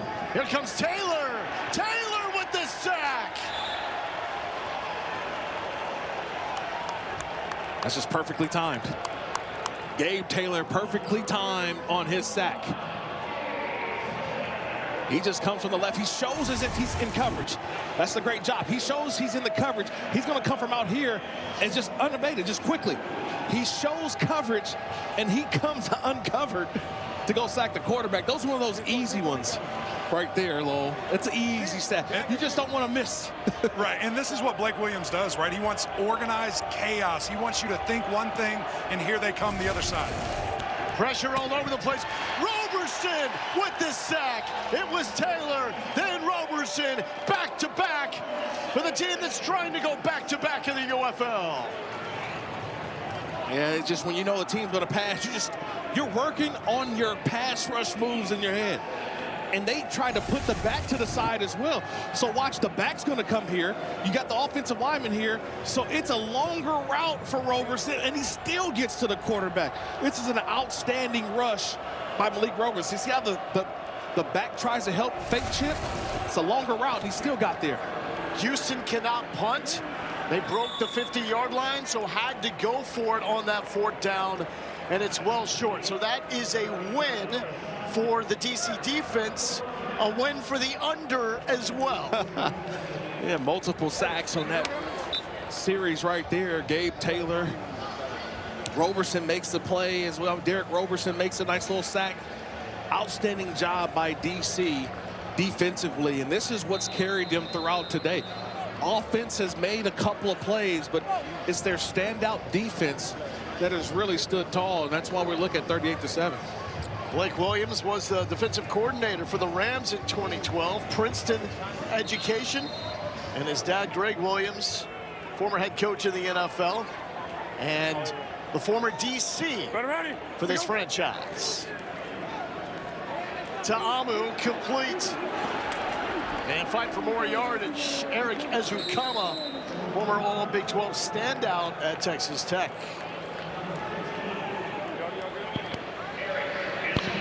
Get him out. You can get him out if you need to. Now we good. Go ahead. Bunch right. 29 Playboy. 29 Playboy. All right, we got to go for everything here. Yes. Okay. Gotcha.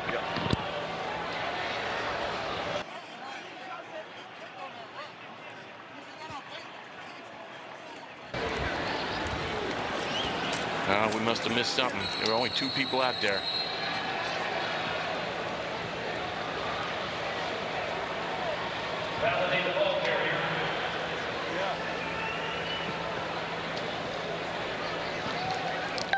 Spread right. 71 slants. Alert Gator. Hey, spread right. 71 slant. Alert Gator. Going ready.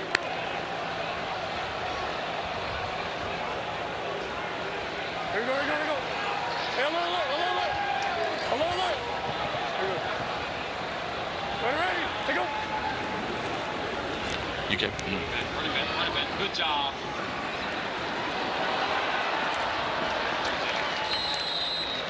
Third and 4. Hold on. Wait. Got X down. Valladay with a completion.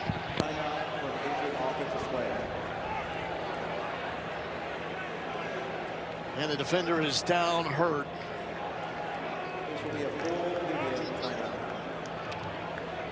And that is Valladay down in pain. You good? And back up, and he did. He did.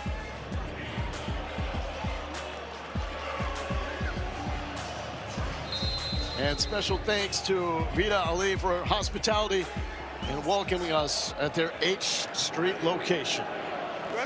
3rd and 4 for Ta'amu. Abram Smith is a running back after Valladay left with an injury, and that is threading the needle to Ty Scott. Ta'amu has found 9 different DC players for receptions today. Which is probably key. You remember Coach Keiss talking about we have to spread this ball around. When we had our meetings, said a week ago he didn't feel like he did a good job of that, making sure to do that today. Yeah, they still ran the ball for 138 yards so far in this game. So more of a balanced attack for DC today. It's still a defensive dominant performance, though. Oh, Abram Smith got rocked by B.J. Mays. Texas A&M fight Nagy put on him.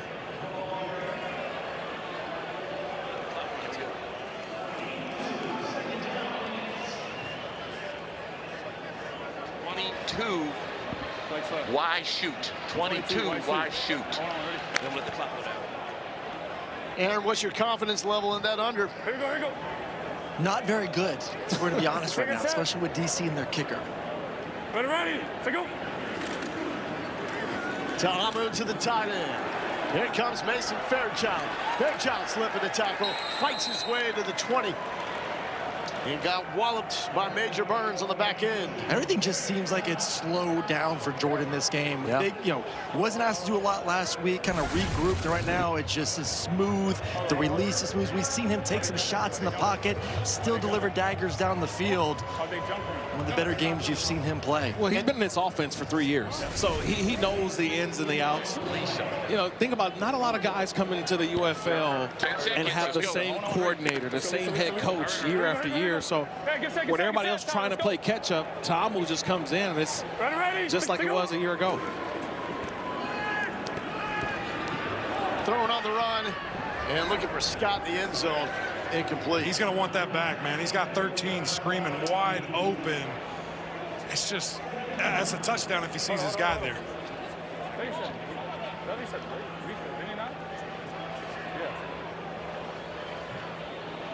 we go. Ace right. 29 Packer. 29 Packer. 29 Packer. I'm double. Ready. Here we go. Here we go. Here we go. Get set. Ball, bro. Here we go. Here we go. Ready. Let's go. Yep. Houston jumped. That was Rashard Lawrence barreling through the line. Defense number 90, underrated the quarterback. 5-yard penalty. 2nd down. All right, here we go. Flex right. 23 wide shoot. 23 wide shoot. And also, don't forget, just a straight ace right, 22. Yeah, Coach. Shit, we got that written down right here, too. Same play, just RPO, has the opportunity to hand it off or throw it to the tight end in the flat. And it goes to Smith. Jump cut. There you go, AB. Perfect. There we go. That's good for AB. Now we can have Mike come in. See if we get the ball back. We'll kill the clock. And the over hits here in Washington, D.C. It's all about the footwork. When you have great footwork in the hole, it does things to defenders. I want you to watch right here, Glendon Miller. He's going to come down, and he's going to have this hole taken. But watch the path of Smith. He fakes here and then gets to the end zone.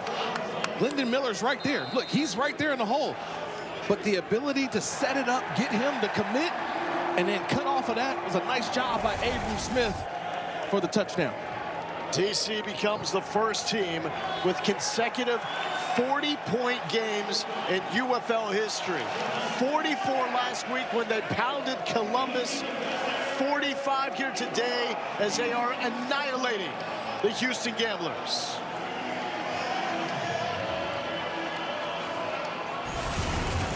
Man, they just set it up so nicely from a couple plays before. You read that middle linebacker, 45.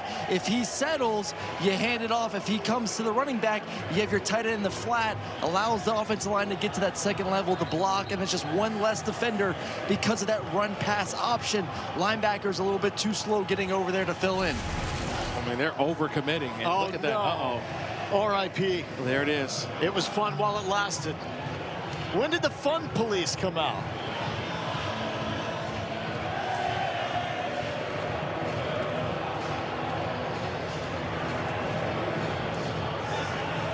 It was a good run. That beer snake made it all the way up to the camera well, nearly top 137.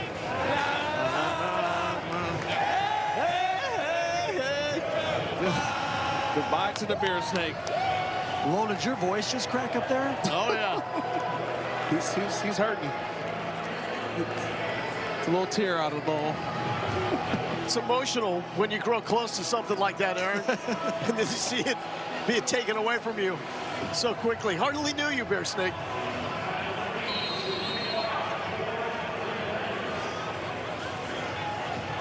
$45-7. The over has hit with DC doing the bulk of the work.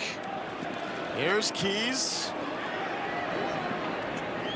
And Keys down to the 36-yard line. Week 3 UFL schedule continues tomorrow on ABC and the ESPN app. Columbus Aviators and undefeated Dallas Renegades at noon Eastern. Then the Birmingham Stallions and St. Louis Battlehawks. Be mental. Have vaccine right. On 1-on-1, Rich. Yup, Friday. Oh, there you go. Hey, what's up, everybody? Love it, DC. Up here in the booth. Chop, Bentley, Joe. Crew holding it down with us upstairs. Friday, son. Ball. Talking about long to Kirkland. And the Bayou Bengal will set up a second and manageable here. Empty right. Bunch. Empty right. Houston will have to regroup and do so quickly. They got a Thursday night matchup coming up next on NFL Network against the Louisville Kings. That's going to be in Houston. As this is Justin Hall, and just dropped in a hurry. Willie Drew Jr. from Virginia State with the stop. It's a Louisville team also that nearly beat undefeated Orlando. Suffered a heartbreaker last night in overtime. Dragon. 352.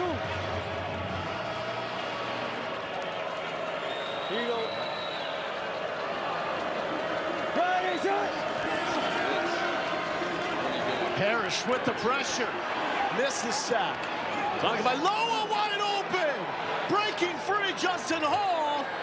And Justin Hall into the end zone.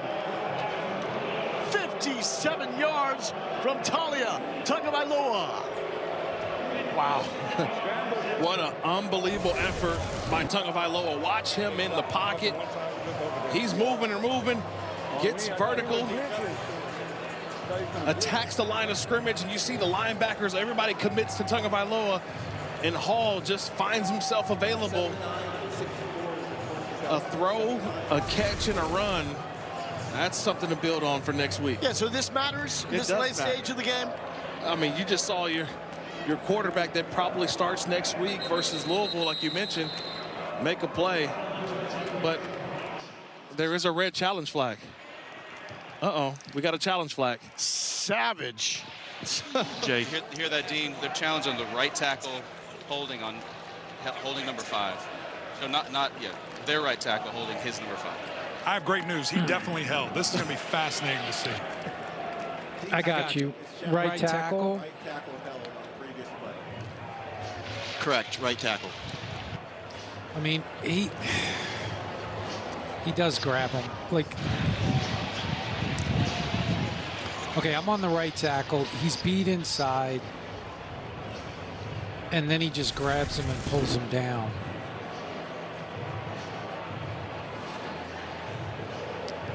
I'm going to go to the sideline one more time. He's right there. I mean, and it's early enough. It's not away from the play. So we do have a hold. Brian, we've got a hold on the right tackle. Previous spot was the 44 right hash. So previous spot was the 44 right hash. Yeah, your line to gain was the 46. It was 3rd down. Go back to the 43 and penalize from there, right? So we go 3rd and 13 from the 23. After review, it was determined that the right tackle did hold on the play. So if holding, offense number 40, it's a 10-yard penalty from the previous spot and 3rd down. Junk time be darned. Shannon Harris ain't letting you in his end zone. There's one more. It's just the right tackle, Jalen McKenzie. And I think it's the throw to the ground at the end on Darrell Johnson. It's more like a fall to me than a throw, but, yeah, but I think the initial holding. The initial holding, but I think just seeing Johnson go to the ground.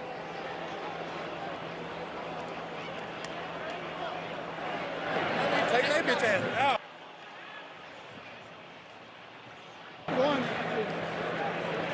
I was going to challenge the one earlier, man. They tackled the D lineman. And I'm like, it's too early, so just save it for right. Even the look on the face of the head official was like, really? Really? I mean, come on, man. It's 45-7, really? It matters. Every blade of grass, every yard, reception, snap. Hey, it's stats, though. That's stats, too, at the end of the year, man. You want to be the best defense in this league. Yeah, absolutely. You want that points per game given up to be down there. So. And that's also the beauty of this coach's challenge, where you can challenge anything in a live ball situation. Remember, as long as you are specific about what you are challenging. Coach Hannon can't just say, I think there was a hold. He has to specify who the hold he thinks was on. And I haven't gotten to tiebreakers yet, but I do know that we did go away with the different divisions. Remember, it was USFL and XFL that formed the UFL. Now it's just the 8 teams. Yeah. In order. No divisions, no conferences. Yeah. It's just straight up. So I understand that aspect of it as well, that it may come down to a point differential that may put DC at the end of the season as a #1 seed. So 12 penalties today for Houston. A team that was already handcuffed with their top two quarterbacks injured. Yep, minus 46 right there. 46. We're going back. The ball was under 43.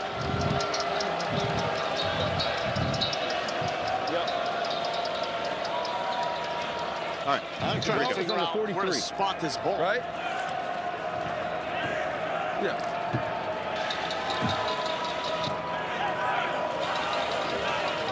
We're on the snap. We're on the snap here. I don't. All right, here we go. Here we go, here we go. So the touchdown to Justin Hall erased. 3rd down. Throwing on the run, and nearly a one-handed pick by Taylor, who has been sensational. He still has the ups. Man of the people.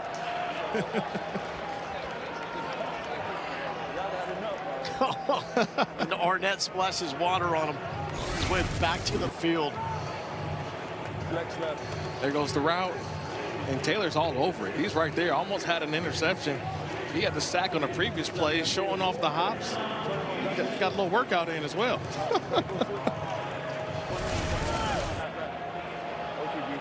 Fourth and 12.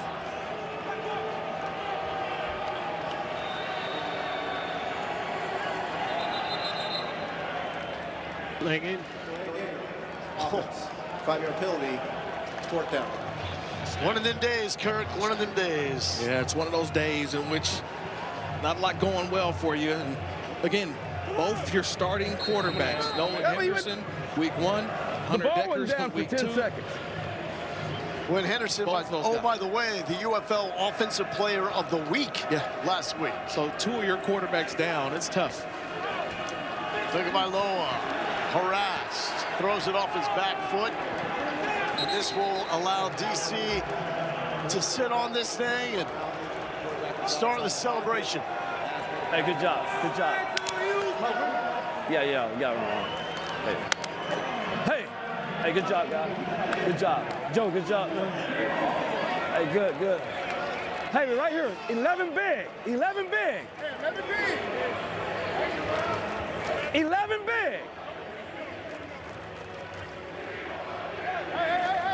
Hey. 22 boss. 22 boss. Yeah. Yeah, we're just. You got left feet, right? Yeah, we're Yeah, just. we know Lemon Big. No, you don't have to. Well, I'm trying to make out what the crowd is saying, and if I'm doing my best lip reading, we won 50. So they won 50 points. They want a 50 burger, Lo. They want a 50 burger here. Hang half 100. It's going to be a new quarterback. Mike DeLillo checks in out of Austin Peay. First action of the season. Here's Valadez. He's going to take it to the 25-yard line. DC up next. We'll have St. Louis Battlehawks right here inside Audi Field. And we can guarantee this DC team is not going to look like the team that St. Louis saw in week number 1. No, not at all. It's going to be totally different. And the crowd keeps saying it. They won 50 points. And I think we get a 2-minute. I mean, here's my deal. What's that? If you threw the challenge play to erase that touchdown, you might as well do it to the Might as well fans. do it, Might as yeah. well go for 50. It's probably they talk about it during the 2-minute warning. Remember, both these teams have to go back to Texas. I like that. That's recycling, folks. Yep, that's true. R.I.P. The more you can do. Let's bring in Pam Maldonado, our ESPN betting analyst. Pam, what are we tracking going into tomorrow? We're looking at the Aviators and the Renegades. I'm going with -7.5 for the Renegades. Lowell, this is one where anything we've learned is don't overthink it. So entering the week, Dallas defense has forced the most turnovers in the league. The Aviators have the most giveaways in the league. Now the Renegades also have the best quarterback wide receiver duo in Austin Reed and Tyler Vaughns. Lowell, I'm not doing it, not overthinking it. Renegades -7.5 for tomorrow's matchup. Man, Austin Reed has been on fire. Fun to watch him in the first couple of weeks. UFL record in passing yards, week number 1.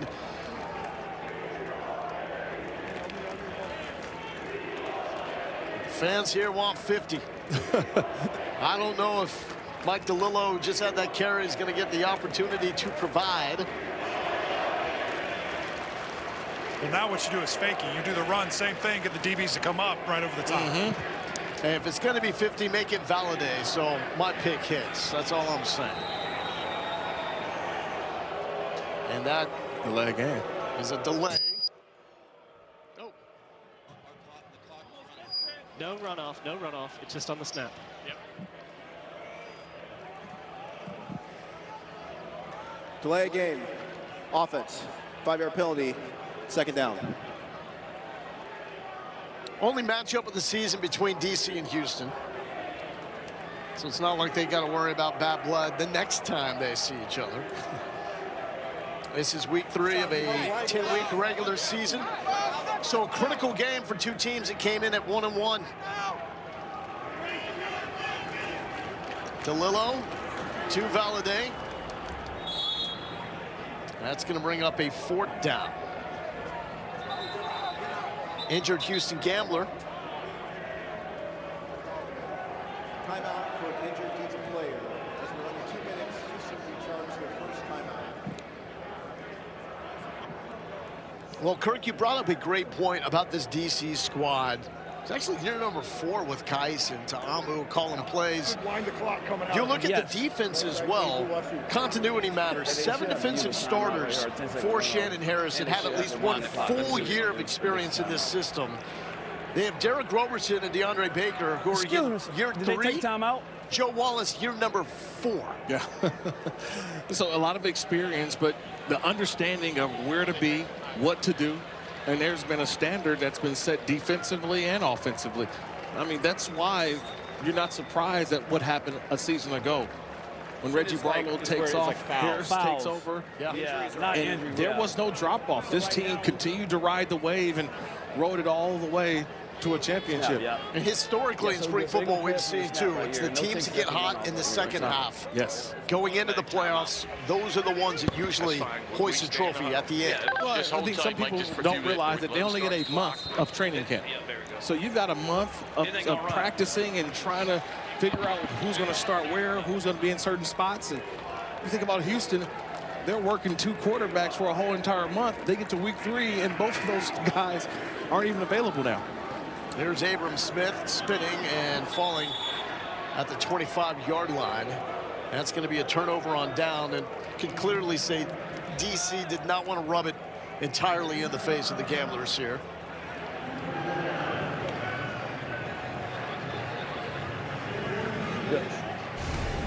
So DC on the way to a win, and we'll put them at 2-1. Orlando, the first team to hit 3-0 as they picked up the win in overtime against Louisville last night in a thriller. And Dallas, with Austin Reed, puts that perfection on the line tomorrow. 2 matchups on ABC. Question now for Houston: when will they get Nolan Henderson and/or Hunter Dekkers back? Taulia Tagovailoa has filled in and done his best with limited time to pick up this offense and learn what the Gamblers want to do. 1 touchdown pass, an interception, and a critical fumble early when Houston got momentum going for it on 4th down when Tagovailoa just dropped the football. And he is going to be sacked. Big Joe Wallace was there, the first man with contact, and Boogie Basham comes up with the sack. 5th most sacks in Wake Forest Demon Deacon history. But still, there's a lot, I think, that you can build off on if you're Houston, especially Tagovailoa. He had some quality snaps, some plays that, like you mentioned, that he wished he could probably have back. But for the most part, I love what he did. Went in a couple of drives where he's able to just keep his eyes up, make some positive plays, and even here, being able to advance the football using his legs. That will set up a 3rd and short. Well, you also don't want to get him hurt as well. He is your 3rd quarterback right now. So it's kind of the balancing. He's been hit a lot here in the second half, a lot of sacks. Yeah, and right here, just make sure that you got to have him ready to go come Thursday night. Or else you'll be back on the plane with Houston on the way back to Dallas. Hey, man, right? After watching him get hit in that 3rd and 4th quarter, I'm good. I'm taking my name out of the hat. Okay.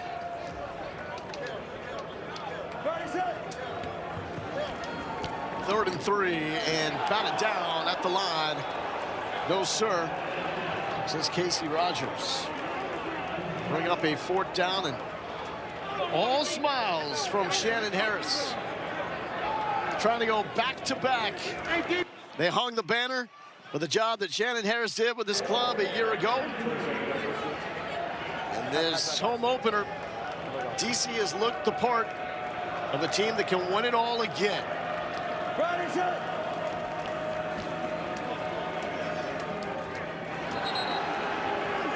And it will be an opportunity for DC to take a knee and get out of here at 2-1. And what is seen across the UFL? The crowd last night in Louisville was tremendous. The fans here in DC brought it. The energy was electric. Don't forget Wale. There it is. Wale at halftime was great. You can feel the energy for UFL 2026. I know we're 3 weeks into it now, and you just feel like the football is better. The players are better. You know a lot of the names now.